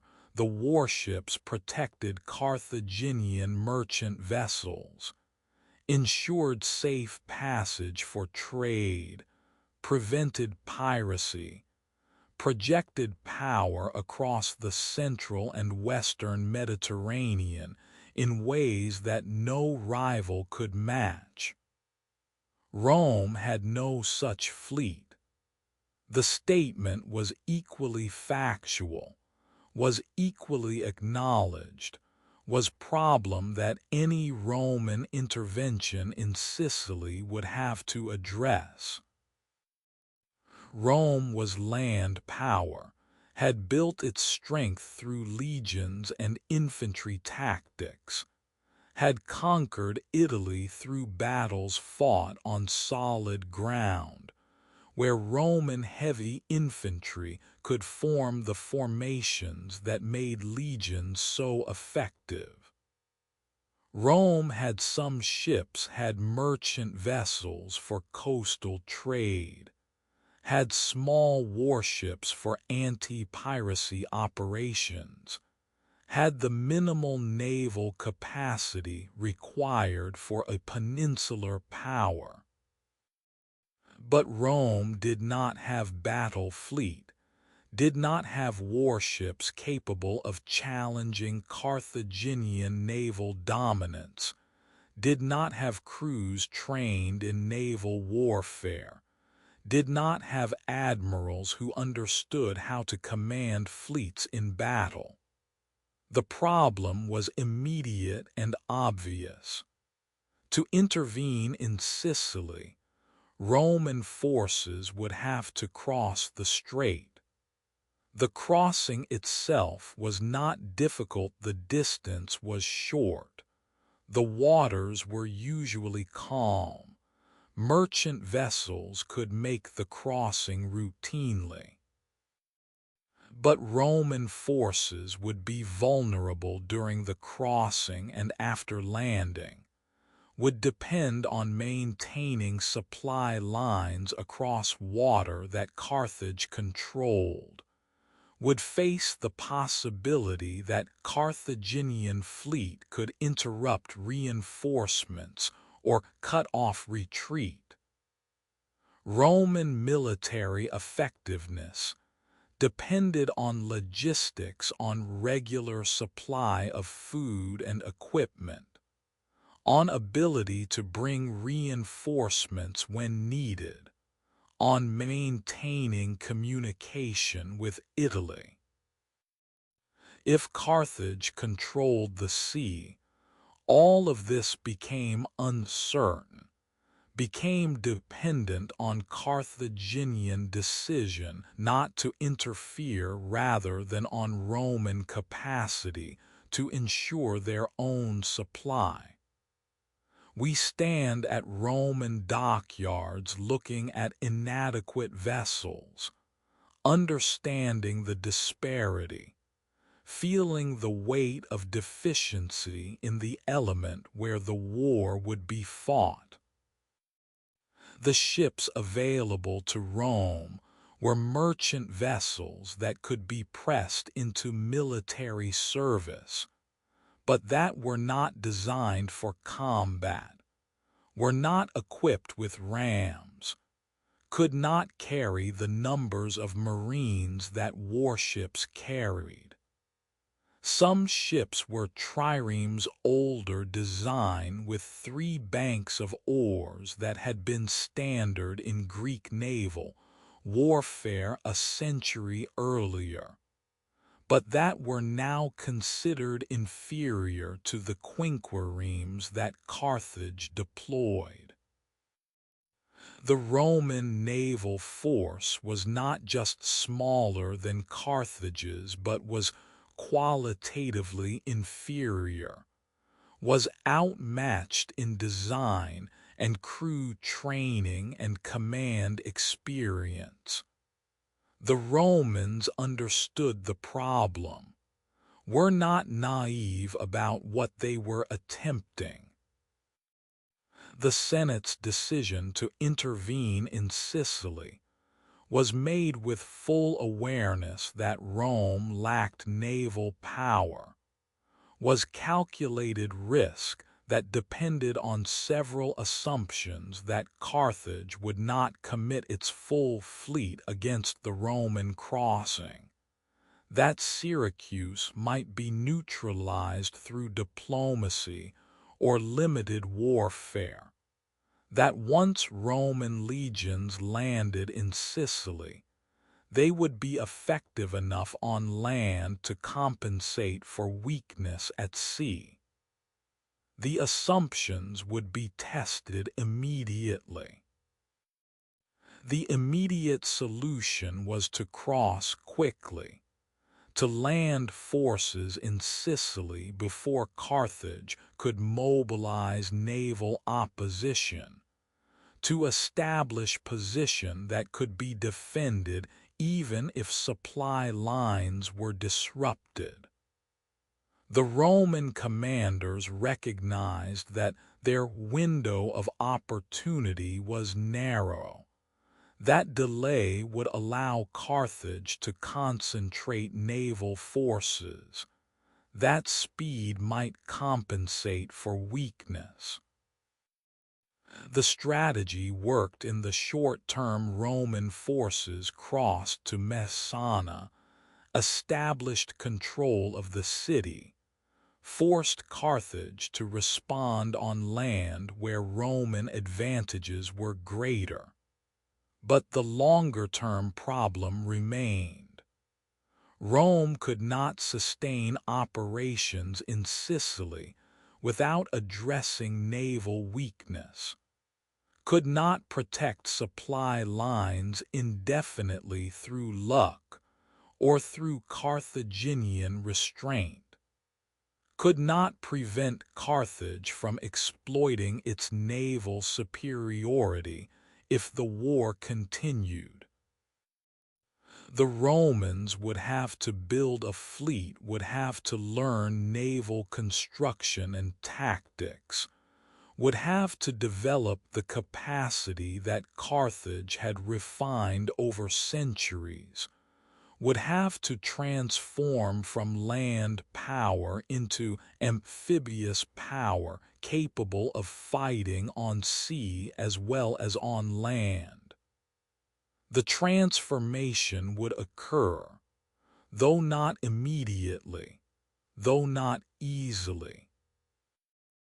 Roman sources later claimed that Rome built its first real battle fleet by copying captured Carthaginian quinquireme, used the design as template, built 100 or more warships in a single massive effort, trained crews through rowing practice on land before taking them to sea.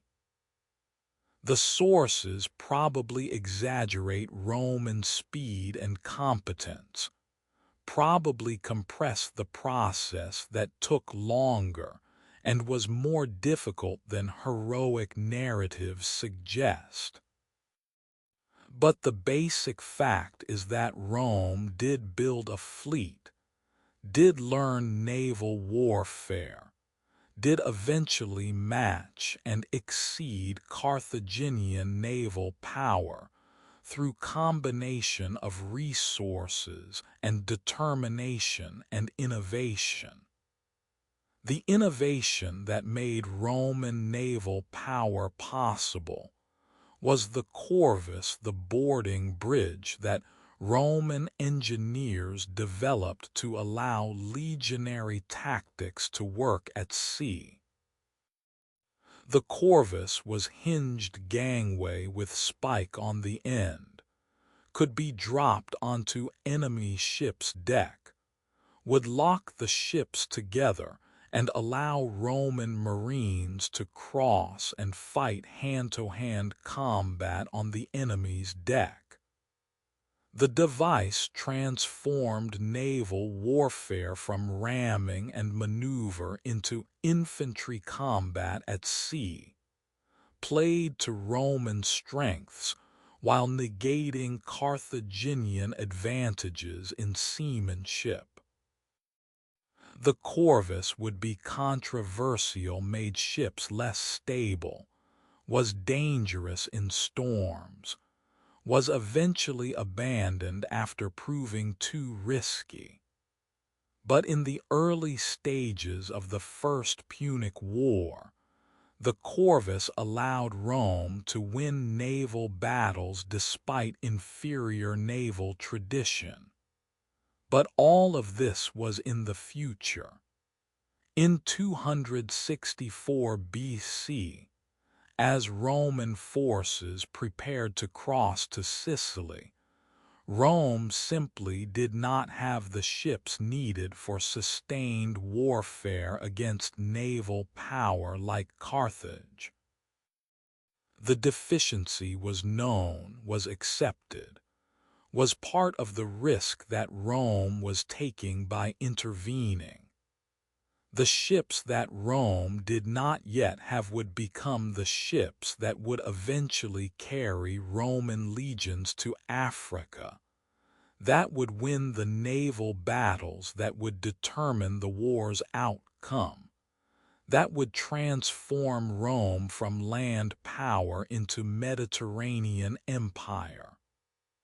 But from the shore in 264 BC, looking at inadequate vessels and across at Carthaginian naval superiority, the future was not visible. Was simply hope, simply determination, simply the confidence or arrogance that Rome could master what it did not yet understand, the ships that Rome did not yet have. Forever the deficiency, forever the challenge, forever the transformation that would be required, the ships, not yet built, not yet sailed, not yet victorious, but coming, forever coming, forever the future that would be created through necessity and will. The ships, forever.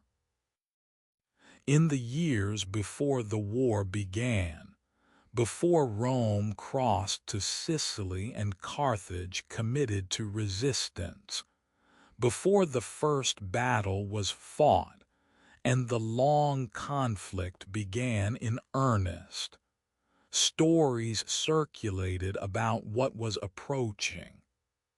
The sources that preserve these stories are late, are written centuries after the events, are probably literary inventions rather than historical prophecies.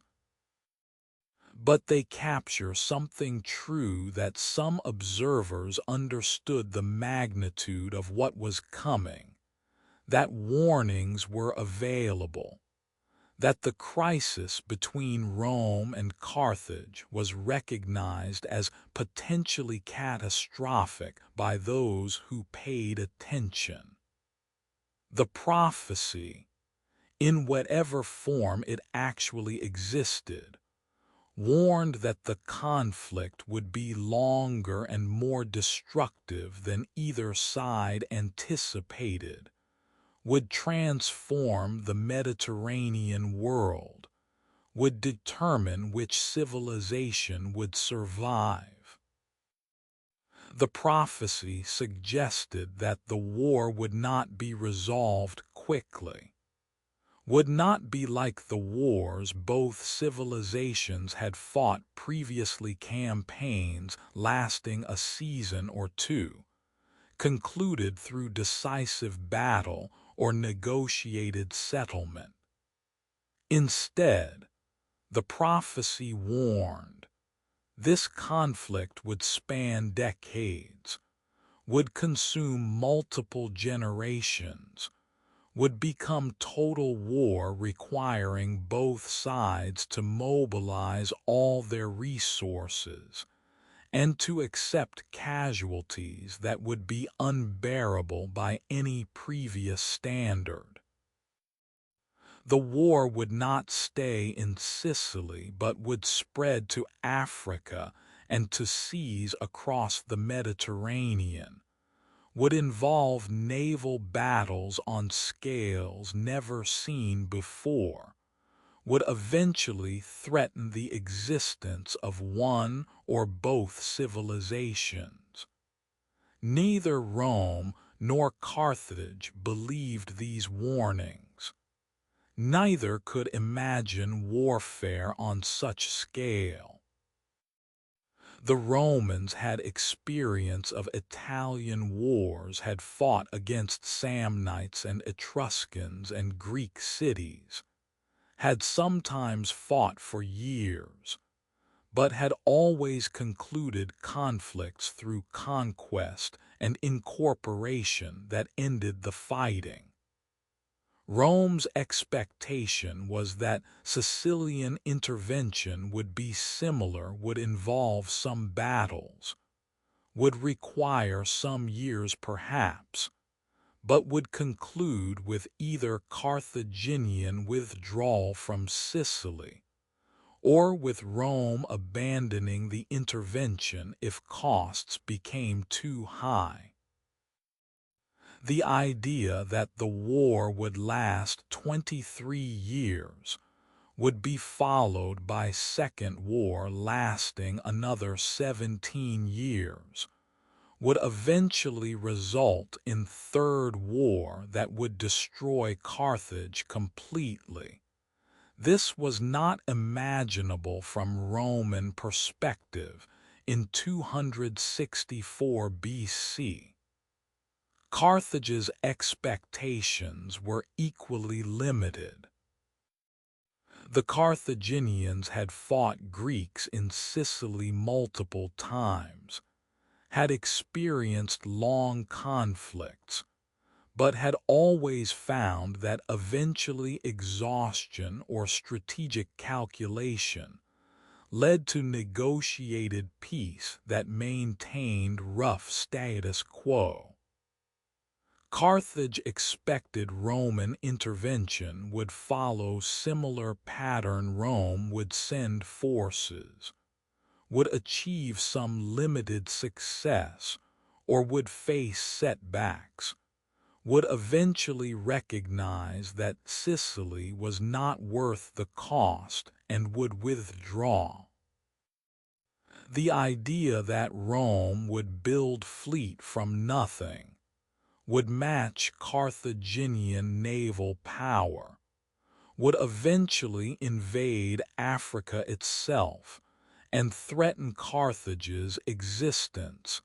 This was not conceivable from Carthaginian perspective. The prophecy that neither believed captured truth that becomes visible only in hindsight, that some conflicts, once begun, develop momentum that carries them beyond original causes or intentions. That wars between great powers have logic of escalation that rational calculation cannot control.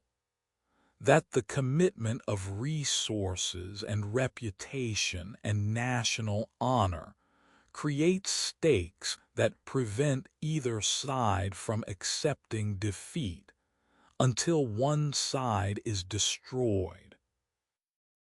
The First Punic War would demonstrate this pattern, would show how limited intervention in Sicily would expand into general warfare, how naval dominance would be contested through massive fleet construction, how both sides would continue fighting long past the point when costs exceeded any rational expectation of benefits.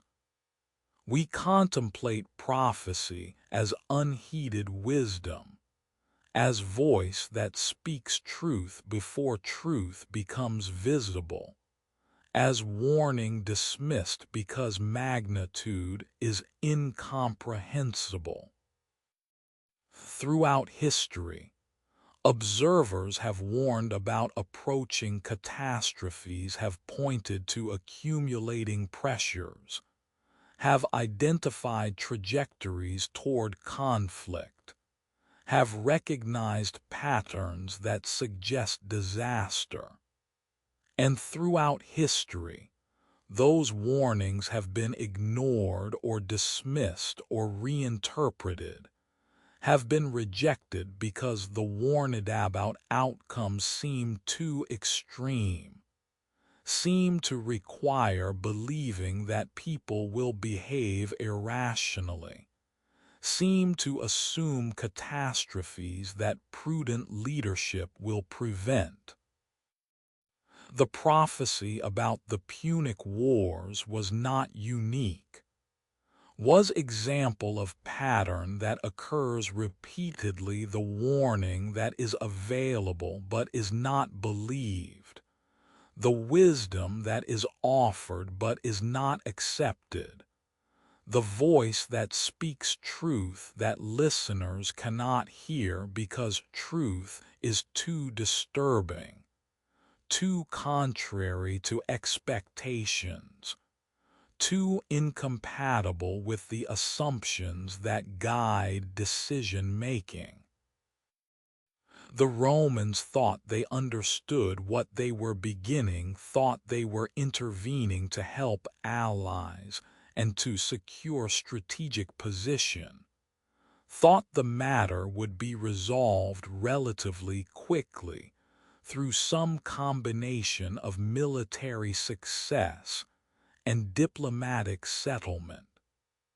The Carthaginians thought they understood what they were defending, thought they were protecting vital interests in Sicily, thought showing strength would deter Roman aggression, thought maintaining position was worth the limited warfare that resistance would require. Both sides were wrong. The conflict that began in 264 BC would not be limited warfare, would not be resolved quickly, would not leave both civilizations intact. The First Punic War would last 23 years, would involve dozens of major battles, would kill hundreds of thousands of soldiers and sailors, would nearly bankrupt both states, would end only when one side was exhausted beyond capacity to continue. And the war would not end the conflict, would instead be first act in trilogy, would be followed by Second Punic War that would bring Hannibal to Italy's gates, would be concluded by Third Punic War that would destroy Carthage completely and leave Rome as sole superpower of the Mediterranean. Did anyone truly understand this in 264 BC? Did any observer recognize that the crisis over Messana and the Mamertines was threshold to catastrophe, rather than being manageable limited conflict? Probably not. The prophecy, if it existed in any real form, was likely vague, was probably post facto invention by historians trying to create narrative sense of events that participants did not understand. But the truth the prophecy captured was real, that the war approaching was not ordinary war, was not conflict that prudence could prevent or that moderation could limit, was instead transformation that would reshape Mediterranean world according to logic of total conflict between powers that could not coexist. The prophecy that neither side believed, the warning that was ignored, the truth that was available but was not accepted, the voice that spoke of catastrophe before catastrophe was visible.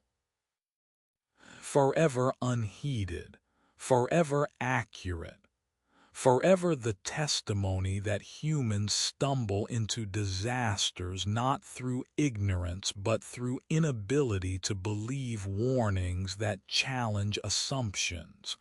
The prophecy, dismissed, fulfilled. Forever the wisdom that came too early. Forever the truth that was recognized only after it was too late to avoid. The prophecy that neither side believed. Forever true, forever ignored, forever. The Strait of Messina had been crossed countless times throughout Mediterranean history. Greek colonists had crossed it to settle Sicily. Phoenician merchants had crossed it carrying goods between Carthage and Italy. Pirates and traders, migrants and soldiers, peaceful ships and warships, all had navigated the narrow water between Italy and Sicily. All had traversed the Channel without transforming Mediterranean politics. All had crossed as routine transit rather than as historical threshold. The strait was geographical feature, was convenience for navigation, was the narrow point where two land masses nearly touched, and where crossing saved time compared to sailing around Sicily.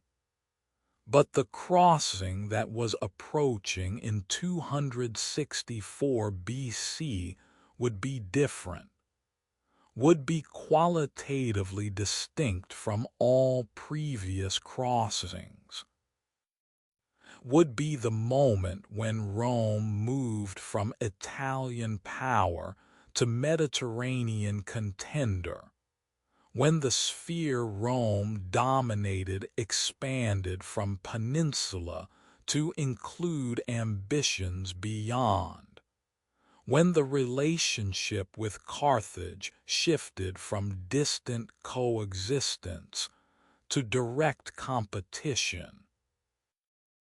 The crossing would not just be military operation, would be symbol, would be threshold, would be the line between the old world where Rome and Carthage had separate domains and the new world where their domains overlapped and competition was inevitable.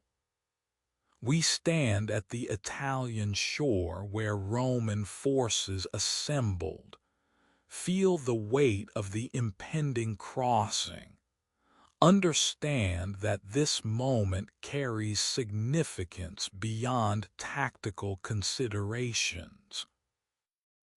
The strait is narrow, perhaps 3 kilometers at the closest point, easily visible from shore to shore, close enough to see details of the opposite coast, close enough to feel that Sicily is not distant but is immediate, is extension of Italy separated only by water that seems more like large river than like sea.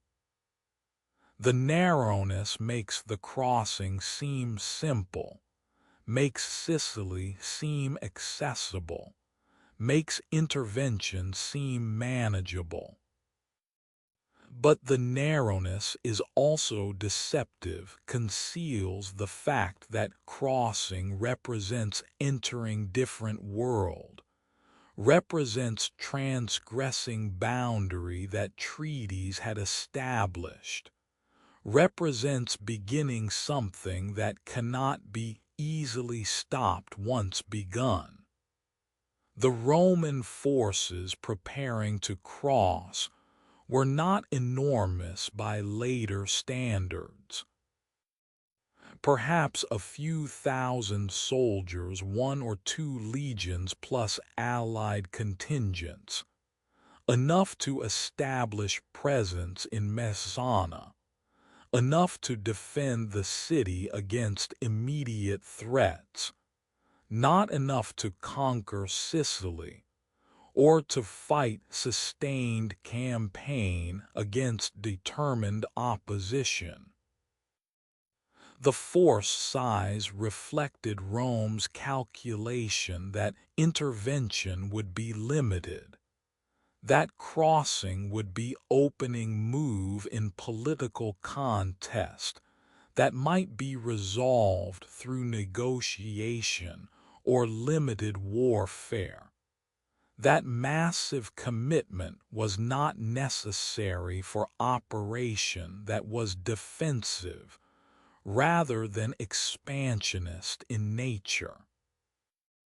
The ships that would carry them were assembled merchant vessels and small warships, inadequate for fleet battle, but sufficient for moving forces across narrow, strait under conditions where Carthaginian naval opposition was not expected to be immediate. The crossing would be vulnerable, would depend on speed and on Carthaginian forces not being positioned to intercept, would be risk that Roman commanders accepted because the alternative was not crossing at all, was abandoning the intervention before it began, was accepting that Carthage would control the strait without Roman challenge.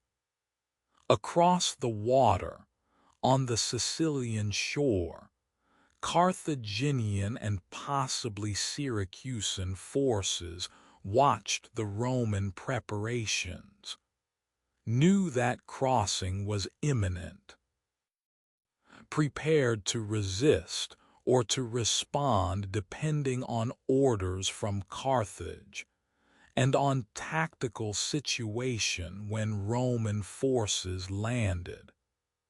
The strait had become contested space, had transformed from neutral transit corridor into boundary, marking different spheres of power. into line that Roman crossing would violate according to Carthaginian interpretation of treaties and interests.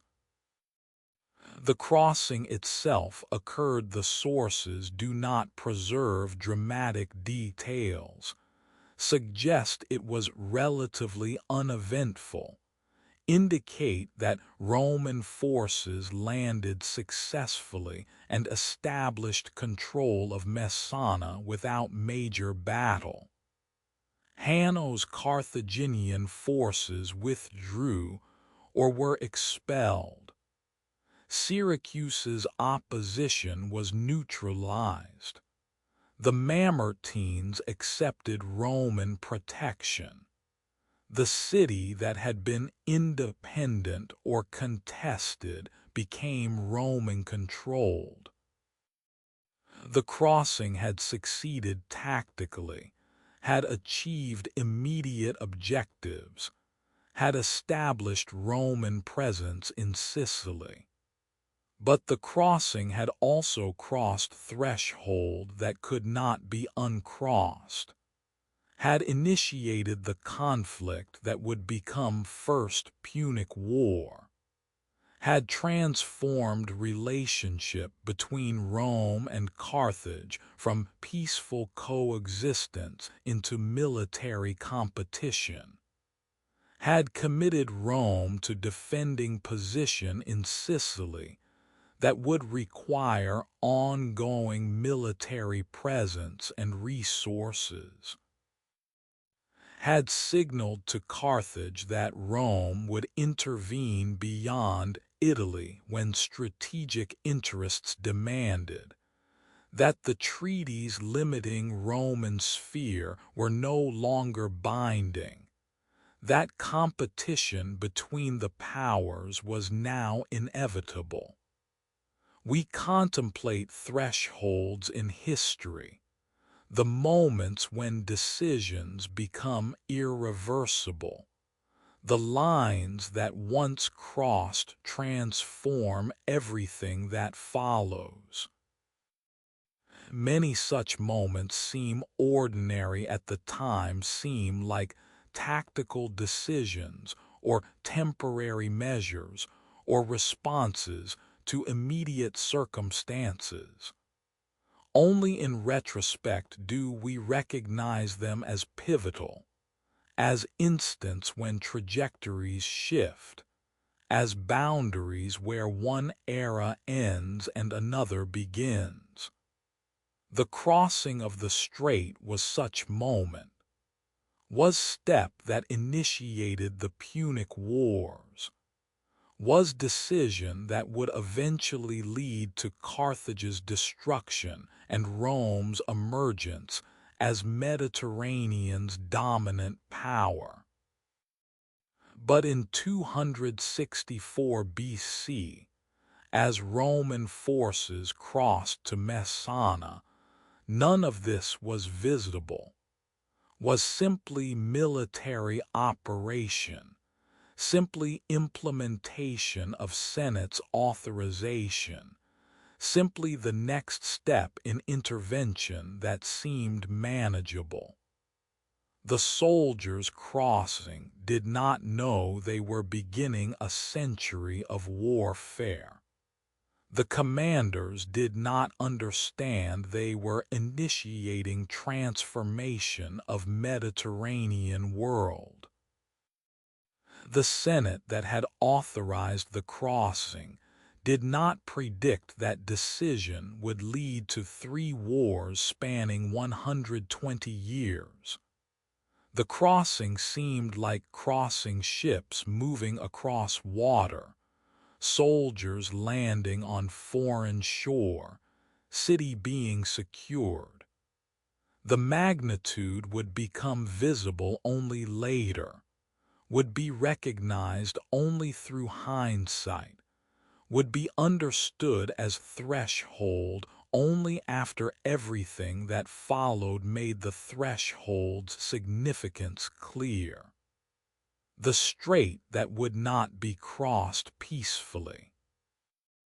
the water that separated worlds, the narrow channel that became boundary marker in history, the crossing that initiated transformation, forever the moment when peace ended and competition began, forever the step that could not be taken back, forever the threshold where Rome crossed from Italian power into Mediterranean empire, the strait, forever narrow, forever deep, forever the boundary that was violated and thereby dissolved, the strait, crossed, forever changed, forever the beginning, the strait that would not be crossed peacefully, forever remembered as the moment when everything changed.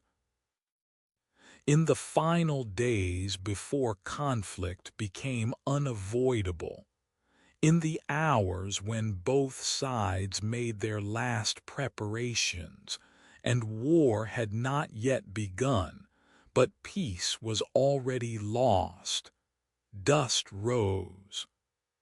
Literal dust from marching armies, from horses and supply wagons, from thousands of men moving across dry ground in the Mediterranean summer. But also metaphorical dust, the obscuring of clarity, the confusion that settles over situations as they become complex. The way approaching crisis creates atmosphere where visibility decreases and certainty becomes impossible, and decisions must be made without clear understanding of consequences. Rome's forces had crossed to Sicily, had established control of Messana, had achieved immediate objective of protecting the Mamertines. But the crossing had not resolved the crisis, had instead intensified it, had transformed theoretical competition between Rome and Carthage into actual military confrontation. Carthage could not accept Roman presence in Messana, could not allow Rome to control the strait without challenging Carthaginian naval dominance and commercial interests. Syracuse could not accept foreign powers, both Rome and Carthage, interfering in Sicilian affairs without resistance.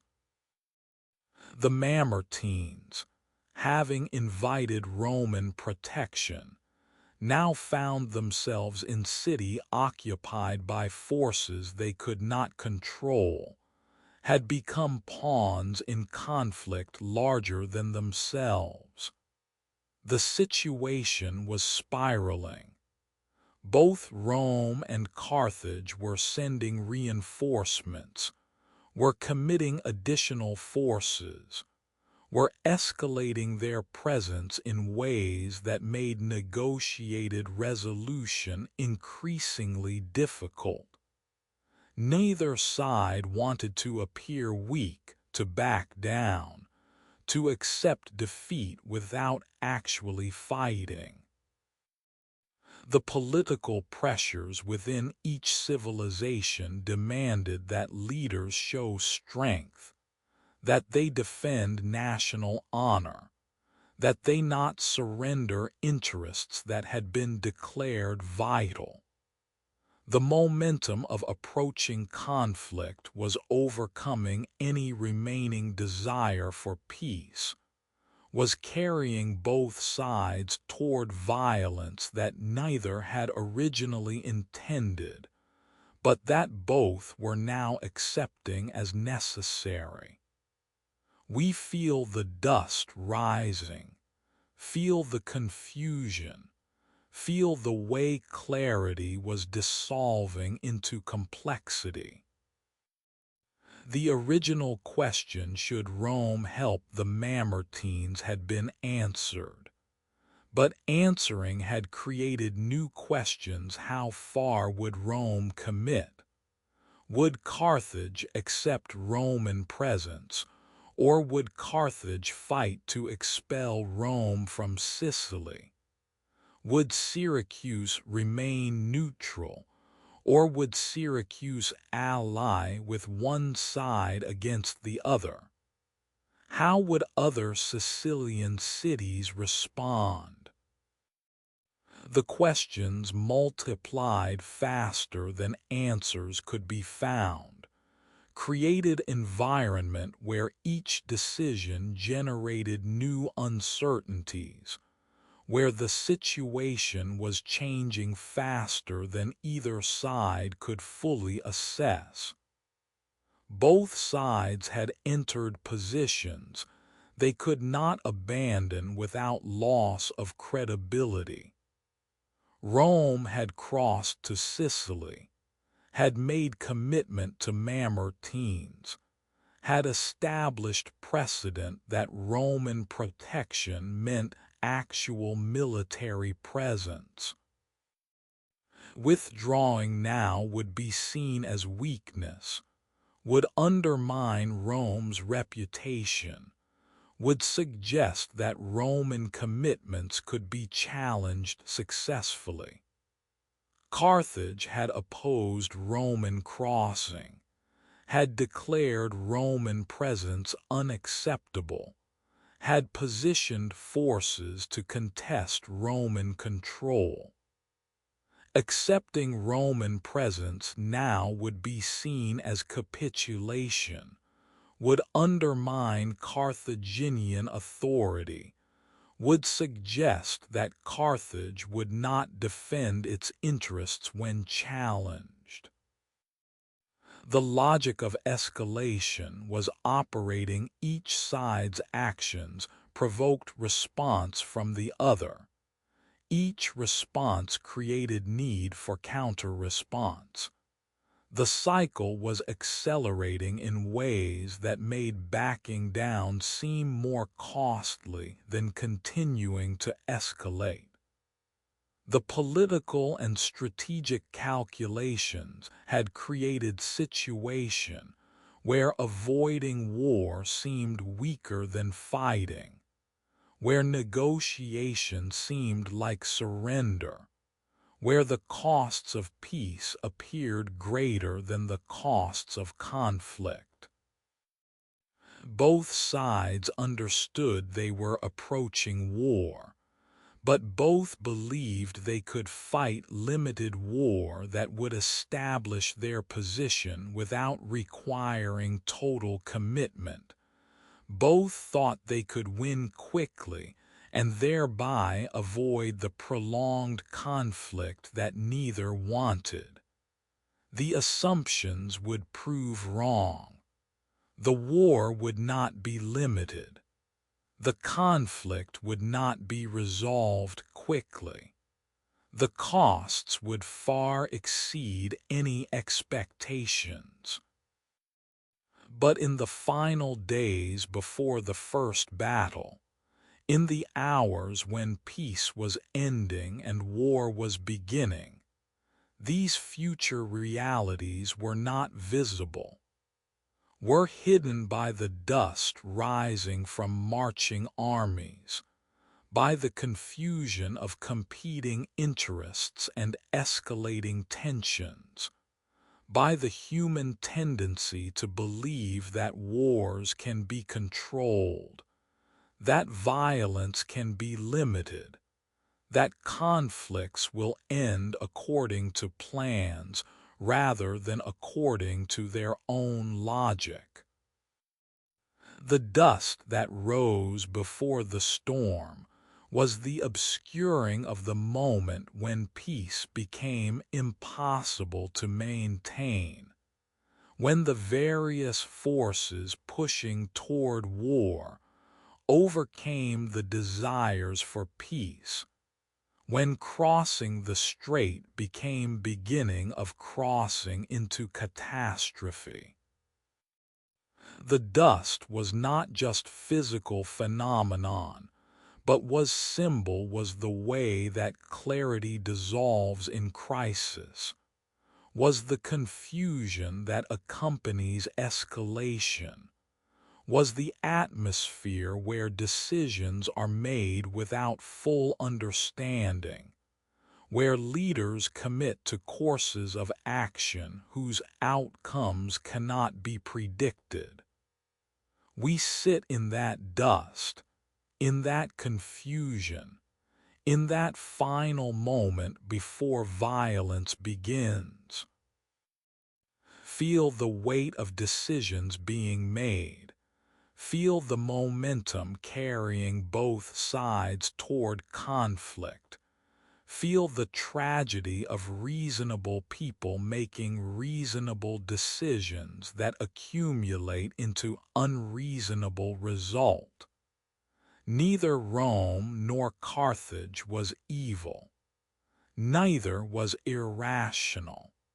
Neither sought century of warfare or hundreds of thousands of deaths, or the ultimate destruction of one civilization.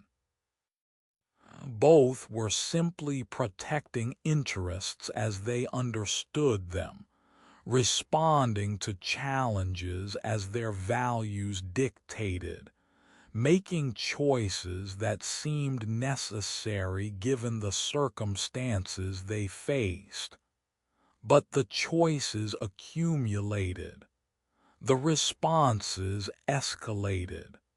The dust rose.